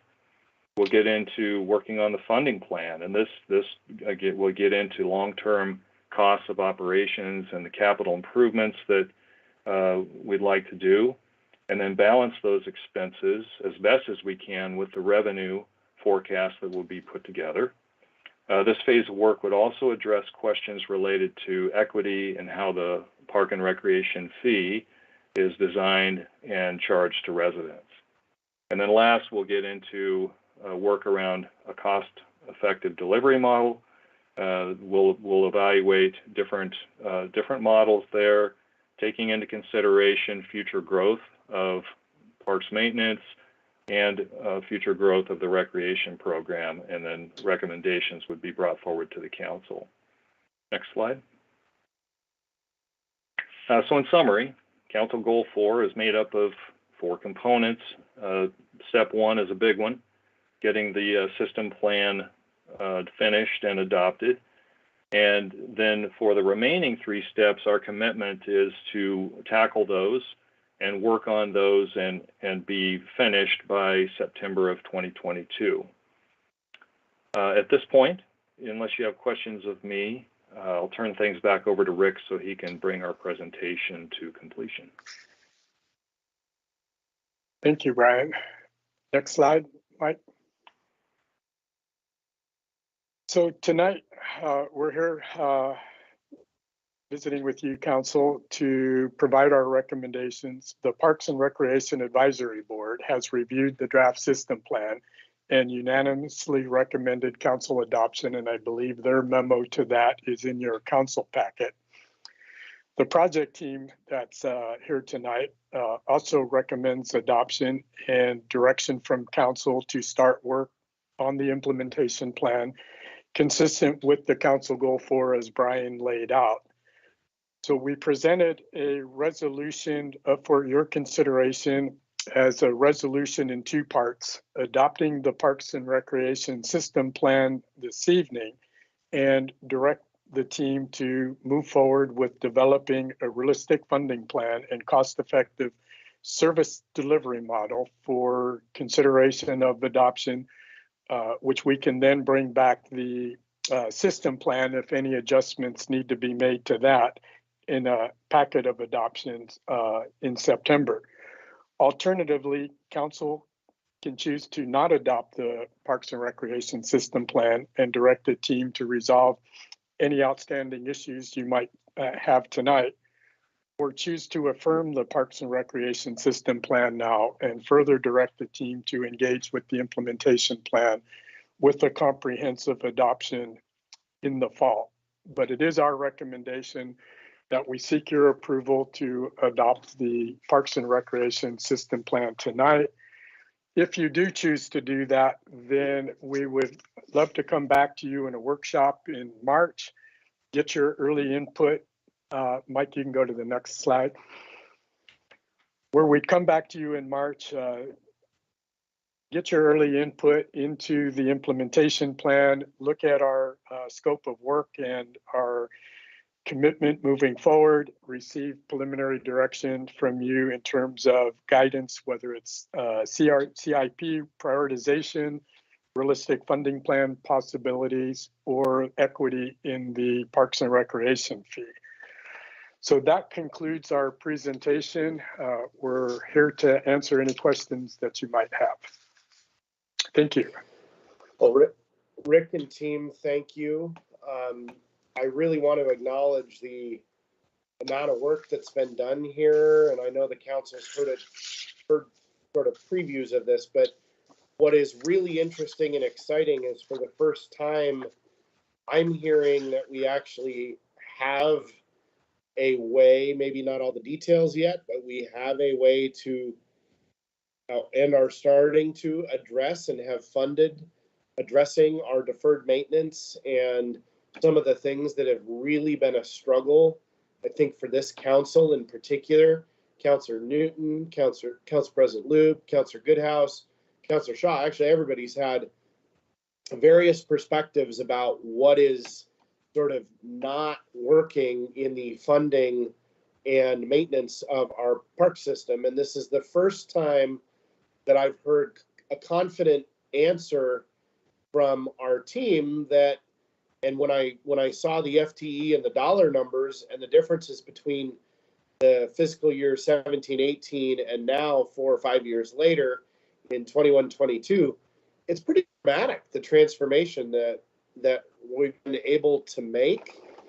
And it's a commitment, but it's the right thing to do. So with that said, I see hands flying up all over the place. Let's start with Councillor Shaw.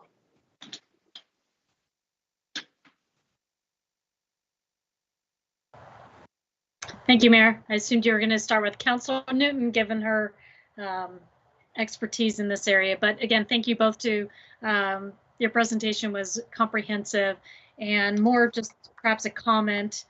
Very excited to see pickleball. It's probably one of the questions I get the most from citizens of Tigard. So thank you very much.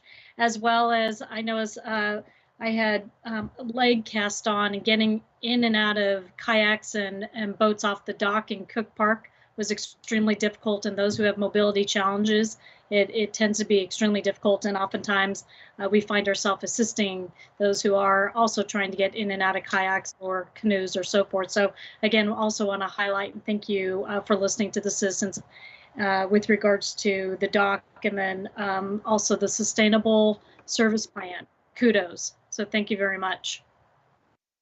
Thank you. Yeah, Councillor Newton, I didn't see your hand up. Did you want to say anything? I'm still mulling it over, so go ahead with everyone else. I'll raise my hand when I'm ready. Thanks. Okay, Council President Lube. This is something that has been in the works since pre-COVID. I sit on the Parks and Rec Advisory Board as the council liaison, and I remember meeting with MIG in person to talk about this. So this has been a long time coming, with a lot of feedback and a lot of pivots and adjustments to really be able to take a look at it. I look at, where we were with the Parks and Recreation Department and how this council has pushed and not been shy about the direction that we want to see and the expectations that we have. And it's really become apparent how important parks are. I got to tell you, I keep thinking about sending Martin a picture of my kid enjoying the tot lot for the first time. I mean, kids are just so excited to be there and to play on all the different structures. And it's vital for their development and their outside time and all of these sorts of things.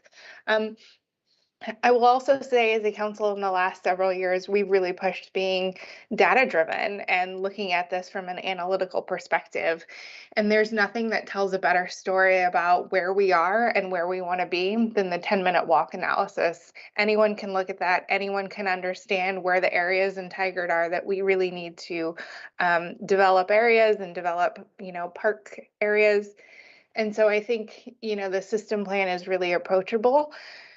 I think we, are looking for an excited next step to say, okay, how can we implement it? How do we pay for it? So we're really eager to get that started and make sure that we're doing it in a smart way. And I know that there's been a lot of requests from council for that. So I'm excited that we're going to get started on that rather quickly. But I think this is an approachable document. I think it's easy to understand. And I'm excited that we're looking at this from an equity perspective and from that analytical perspective. So yeah, really, I want to say thank you for all the hard work. And it's been a long couple of years, but I'm excited to see this document finally move forward. Thank you. All right, Councillor Goodhouse. Thank you. Yes, I agree too that staff, you did a great job, a thorough document.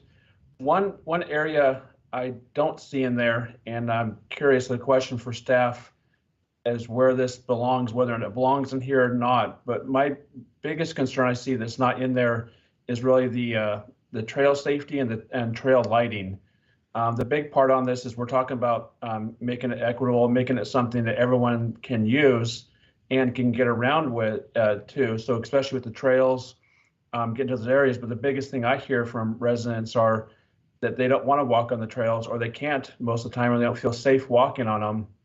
There's an employee at a downtown business that just recently, a couple months ago, bought a house within walking distance of the trails, so she could walk from her new house on the trails to downtown and work, and it's that she doesn't feel safe walking on those trails, going back and forth. So my question is before moving forward on this, is trail safety and trail lighting something that should be in this, or should it be in a different department, or at least addressed? I feel like before voting on this, that we should at least address those parts in this document if we're going forward to really lay out safety of trails, walkability, and with us being in the Northwest and it being dark a lot of the times, if people are relying on those trails to get around and they're not lit, people aren't going to use them.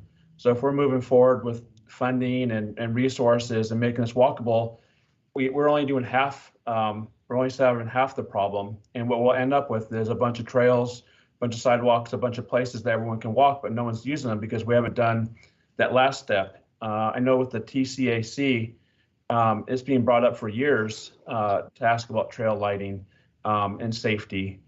So I would ask that before we approve this document or work on it, that we at least look on those aspects to put that in there and make sure that's a focus. Yeah, Brian, let me take a. You have a response? Yeah, let me take a answer that, or at least start the answer, and my teammates can jump in. So great question, Councillor Goodhouse. We are currently doing some research. We've been working with PD to try to, and with our colleagues over in economic development, looking at the social equity maps, and we're trying to plot where, in working with PD, that, can we identify where we are seeing high rates of call outs, from the police response, is we need to be strategic from a trails lighting standpoint.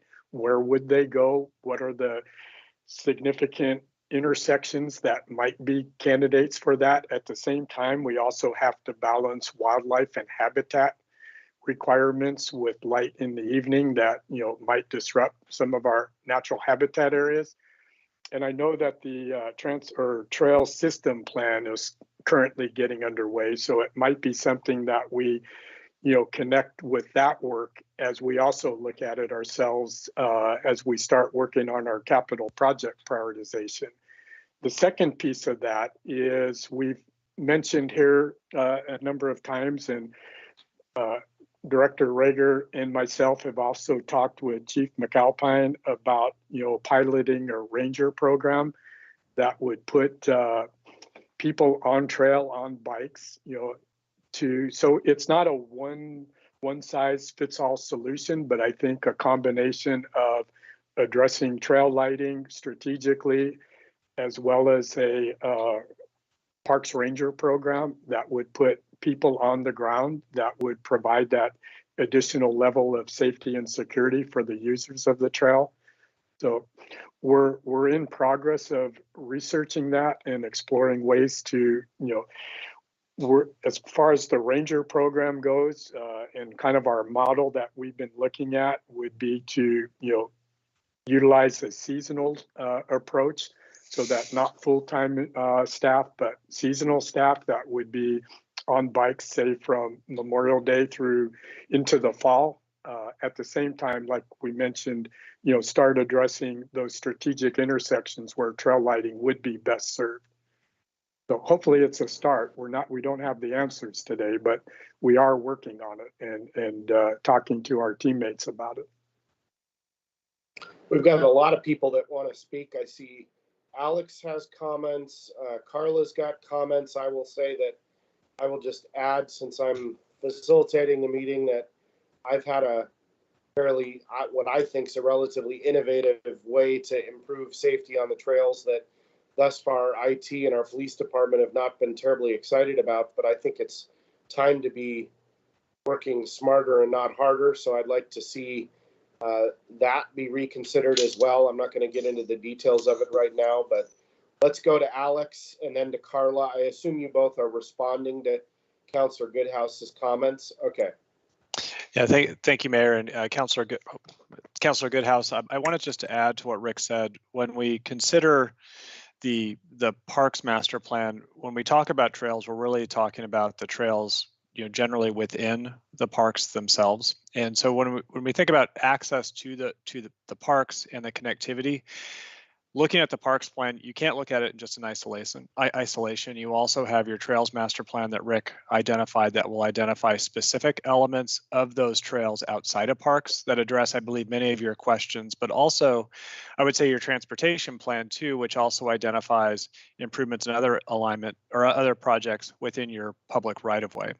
So it's not, when we think about a 10-minute walk analysis, we are thinking about broader connectivity within the city, but all of those projects need to be considered.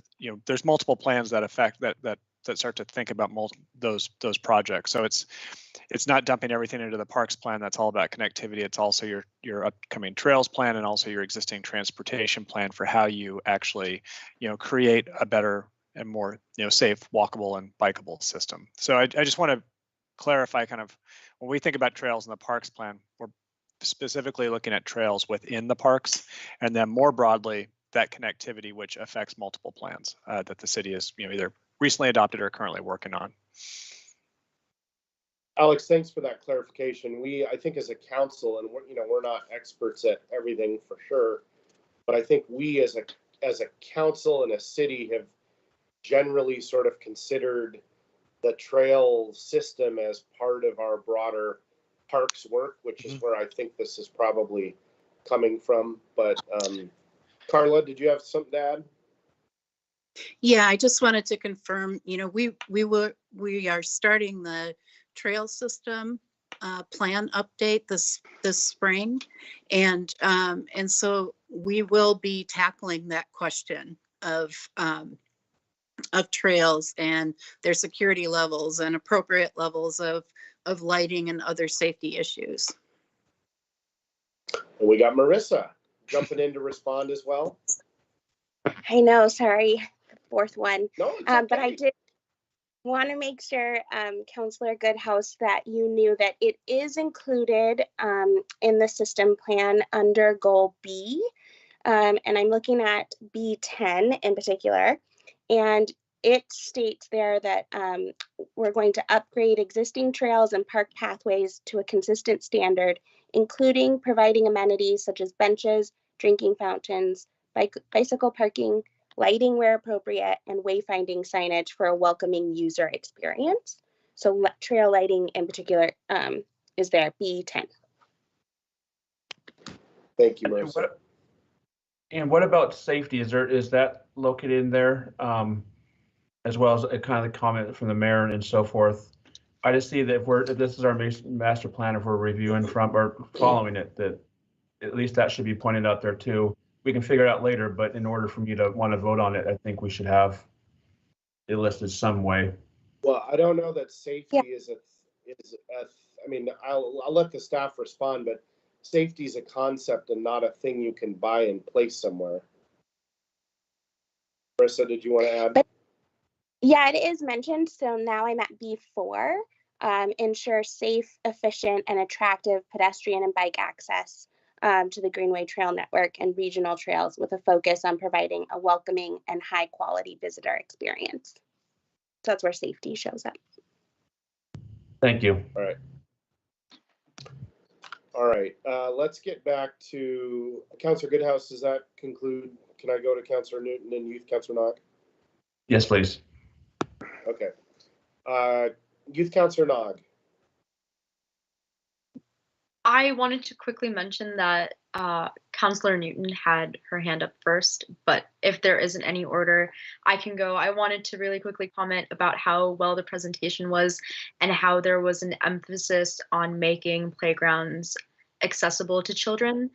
And one of the things that I just wanted to pop out there was that if there's any park maintenance that would be, open to the public, you could always set up a volunteer event for teens, especially. I know that there's a lot of people my age that are looking for more volunteer opportunities, and we would love to do something like that. So if that's an opportunity, we would love to set something up.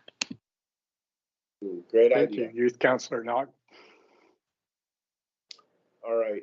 Alex, you still have your hand up? Are you trying to respond to something else or no? Errant hand. Okay, Councillor Newton.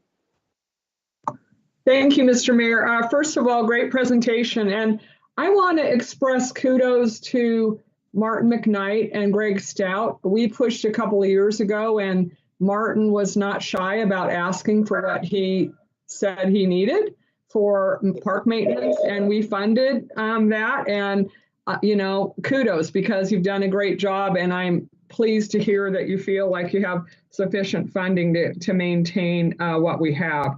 I also think that the 10-minute walk for everyone to parks or trails or some sort of green access is important, and that will help us as we move forward to figure out what our priorities are. I would also point out that in a lot of the amendments, it still says master, and I pointed that out to Steve Reimer, but that's, you know, that's something you have to fix as you go down the road. The thing I continue to be not as concerned is too strong a word, but the council goal reads adopt the Parks and Recreation System Plan by developing a realistic funding plan and cost-effective service delivery model. And on slide 5, it says that council goal reads adopt the park system plan and develop a realistic funding plan. I continue to be nervous about the disconnect. I don't think that's enough at this point to make me not want to approve this, but I'm telling you that I think it's a great plan, a great vision for the future of parks. I think it's amazing, but I continue to be a little bit worried about having this fabulous plan out. Then we start talking about implementation and how we're going to pay for it. And we have to be really careful, I think, as we discuss that with the community, that we're clear about how long all this is going to take, what it costs to fund. And so the disconnection worries me a little. I wish it was all factored into one. And I appreciate the plan, but I still feel a little bit like, you know, I wish it wasn't disconnected. But again, I think if we don't have any timing for any of the projects in the plan, so we're not setting up saying something's going to happen in 2 years or 5 years, that makes me feel a little better. But the next thing we're going to have to do then, maybe we need Martin in there to advocate, but is to really push to make sure that the next phase is more connected so that the action plan and how we're going to pay for it is connected. So those are my comments. Councilor Newton, is the slide that Rick and Brian showed around sort of the phasing of these efforts, does that resonate with you? I mean, it intuitively, when they walked me through it, I admittedly spent 3 hours on a park tour with them a week or two ago. I guess it was 2 weeks ago. But you know, like, I agree with you on a conceptual level. On a reality, we've got to do the work, and there's a lot of work to do. I understand the phasing of it, and I guess I just want to check with you about whether the phasing they've proposed and the plan and how it sort of moves together step by step, does that resonate with you? Not really, but I guess what I'm saying is I'm accepting it. So it's this sort of this and that kind of makes me nervous, but I understand why it has to be done that way. But so like I'm saying, no, it doesn't resonate with me, but I'm accepting it. So thanks. So Brian and Rick, I guess, and City Manager Reimer, I think you all need to hear the fact that at least for Councilor Newton and to some extent for me, and I'm going to guess other members of the council, it's really important that these things are tied directly together, get done in rapid succession. And while there's maybe a willingness to move this forward tonight, there maybe isn't a full agreement that it had to be done this way, but I'm hearing that we can tolerate it, but we don't love it. And so we need to see the rest of the steps kind of fall in line pretty quickly and be connected the right way. Does that make sense? Absolutely. I mean, I'm assuming we're going to approve it, but maybe I'm wrong about that. We haven't even had a motion yet, but if we do approve it, I would say that, you know, those are some pretty clear directions, at least that I think we're getting out of this conversation. So, and Mr. Mayor, I want to make sure that I don't take away from all the great work. I mean, I think it's a great vision for the future of our parks. I just continue, I guess I'm sympathetic to Mr. Rager and all the people I worked with all those years who were always clamoring for adequate funding for parks and how difficult it was. So I don't want to take away from the hard work. It's an amazing product and it's got a lot of good information and I appreciate the metrics, but I just had to be forthcoming about my concerns. So thanks. Do you want to make a motion? I have to find it, sorry.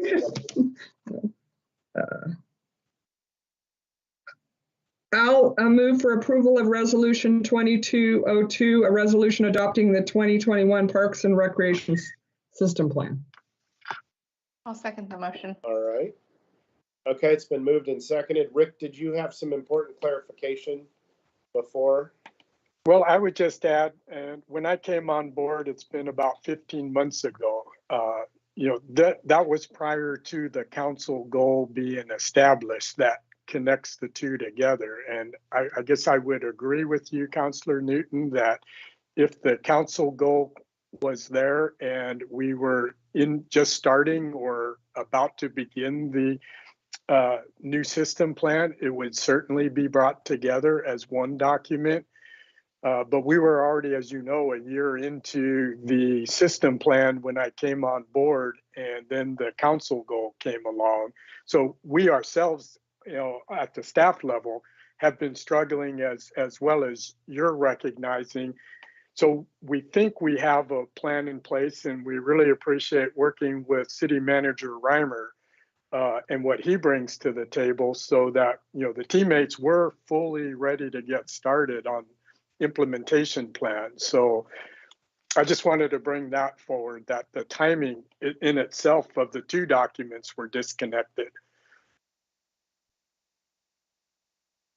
Councillor Goodhouse. Thank you. I wanted to ask Councillor Newton, with those concerns or comments you made, did you want to make an amendment to address those or include that in any part, or are you fine with your statement? Okay. All right. City Recorder, I guess I better check for any additional discussion. Sorry, is there any final discussion? All right, City Recorder, please read the number and title of the resolution. Resolution number 2022-02, a resolution adopting the 2021 Parks and Recreation System Plan. And City Recorder, a roll call vote starting with Youth Councillor Nog for an advisory vote. Youth Councillor Nog? Yes. Mayor Snyder? Yes. Councillor Goodhouse? Yes. Councillor Newton? Yes. Council President Lube? Yes. Councillor Shaw? Yes. All right, resolution number 22-02 is adopted unanimously. And again, to the whole team and all teammates, thank you for the huge efforts that went into that multi-year set of work. And Alex, on behalf of consultants, thank you so much. Oh, thank you. We really appreciate all the leadership you provided on this and look forward to getting into implementation. So thank you.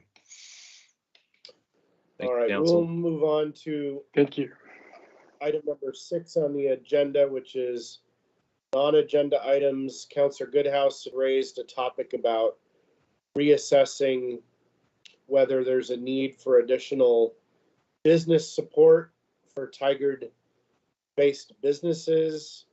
I'll just say at the outset, I don't think it's unreasonable to reassess where we're at. I think our last discussion about that was in September. Lots changed since September. I don't know how much discussion we need to have. I guess the rest of the council should weigh in. Obviously, Councillor Goodhouse thinks this is a good idea, but I think it would make sense to have staff reassess with Omicron and everything that's going on and everything that's changed since September to reassess where we're at on that. Councillor Goodhouse, I think you made sort of your request pretty clear. I don't know if you feel like you need to restate it again. Did everybody, the rest of the council, understand the suggestion, Councillor Newton? I'm definitely in support of providing support if support's needed to our business community. I guess I would be interested in what we're hearing. I remember last time, I think it was Economic Development Manager Purdy and his team, and, went out and hustled, took about 6 days and put something together. So, I want to make support easy to get. And not complicated, but I also think we need to think about what it is that might qualify and make sure that the business community understands what they can get support for. So I guess I'd like to either hear that we have a plan to go forward about what we're gonna fund, or maybe we don't need to talk about that, but what's the plan to identify what might get funded? I mean, from my perspective, the first step is to reassess what the needs are.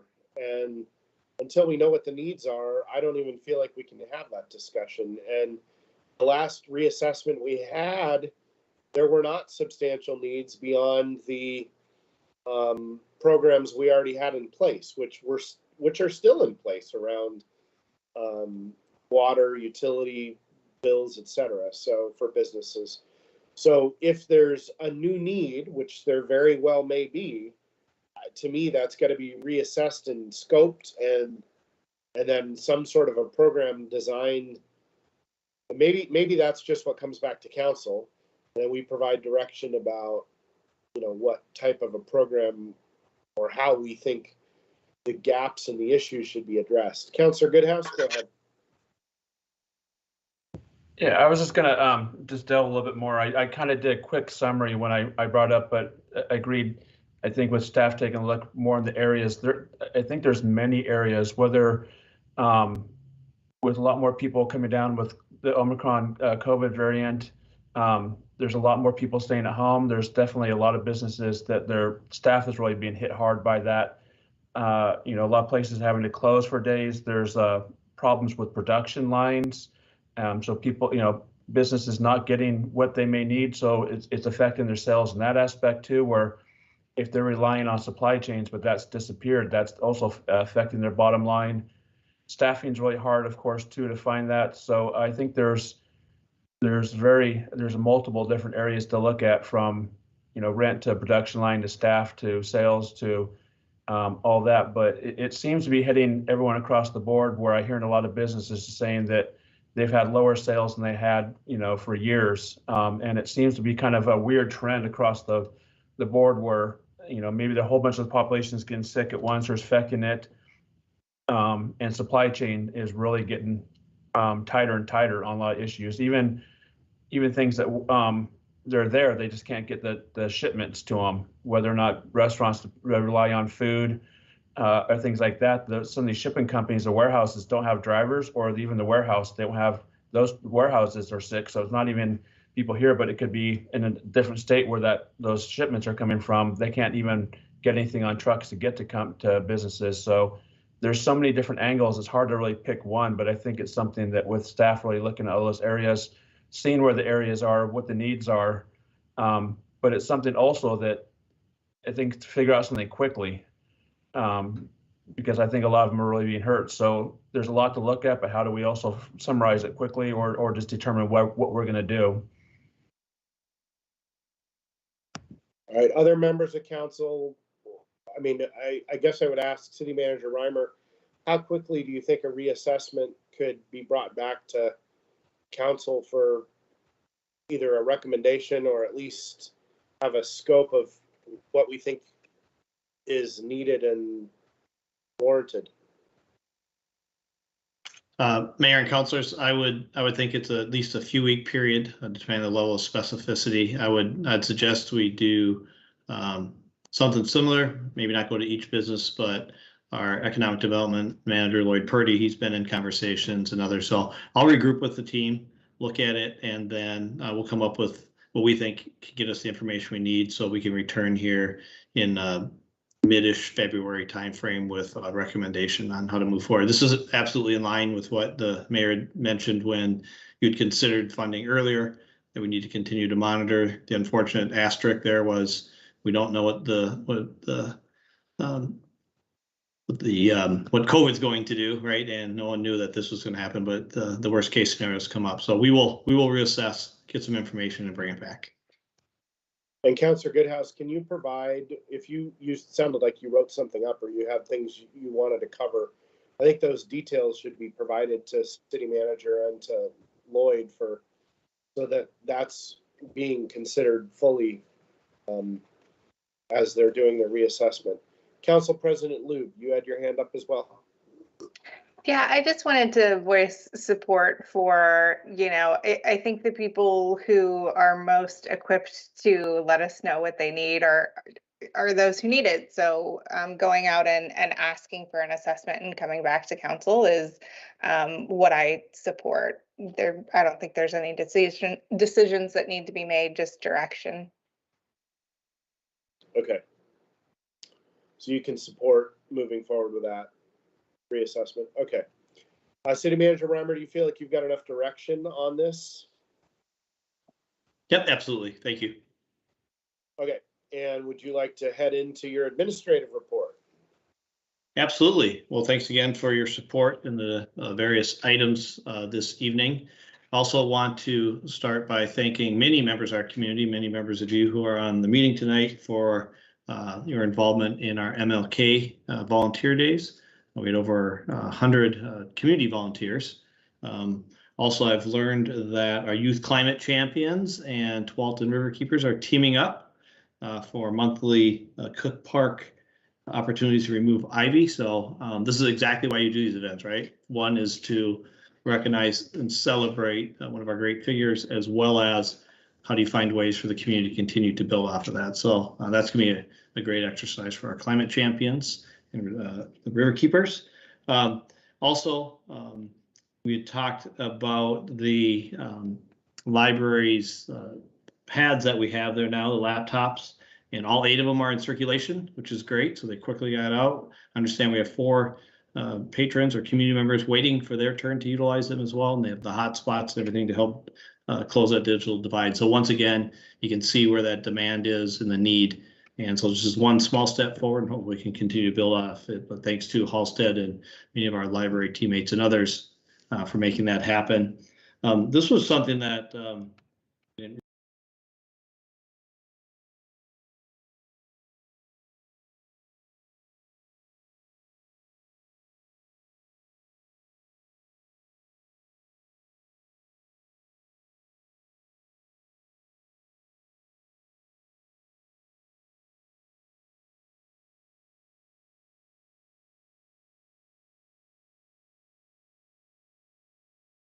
is the expert. So this will be a great chance for the community to come together in a virtual event to hear from him. Our registration is open, and once again, it's going to be on Saturday the 29th at 3 o'clock. Also at the library, our curbside pickup continues. Once again, great work by the team to continue to provide that service. We were up in last month, we served 140 patrons, which is up from the previous month by about 20 patrons, and that is basically on demand and available at all times we're open. So individuals can just pull in, call the number that's listed there, and we will make sure that we provide the service that they're requesting. So, and then last, we are recruiting for 6 new members for our committee for community engagement. And so we're going through that process as well. Thumbs up from Councilor Newton on that. So we'll be going through that process, asking people to apply today and submit by February 6th, which isn't that far away at this point. And then we will start to go through that process. So that concludes my remarks for this evening, and thanks again for a great meeting. Thank you, City Manager Reimer. And with that, the City Council is going to convene as the Town Center Development Agency and go into executive session to discuss real estate negotiations under ORS 192.660 subsection 2E. All discussions are confidential, and those present may disclose nothing from the session. Representatives of the news media are allowed to attend executive sessions as provided by ORS 192.660 subsection 4, but must not disclose any information discussed. No executive session may be held for the purpose of taking any final action or making any final decision. Executive sessions are closed to the public. The Town Center Development Agency will adjourn after the executive session. Good night, Tigard.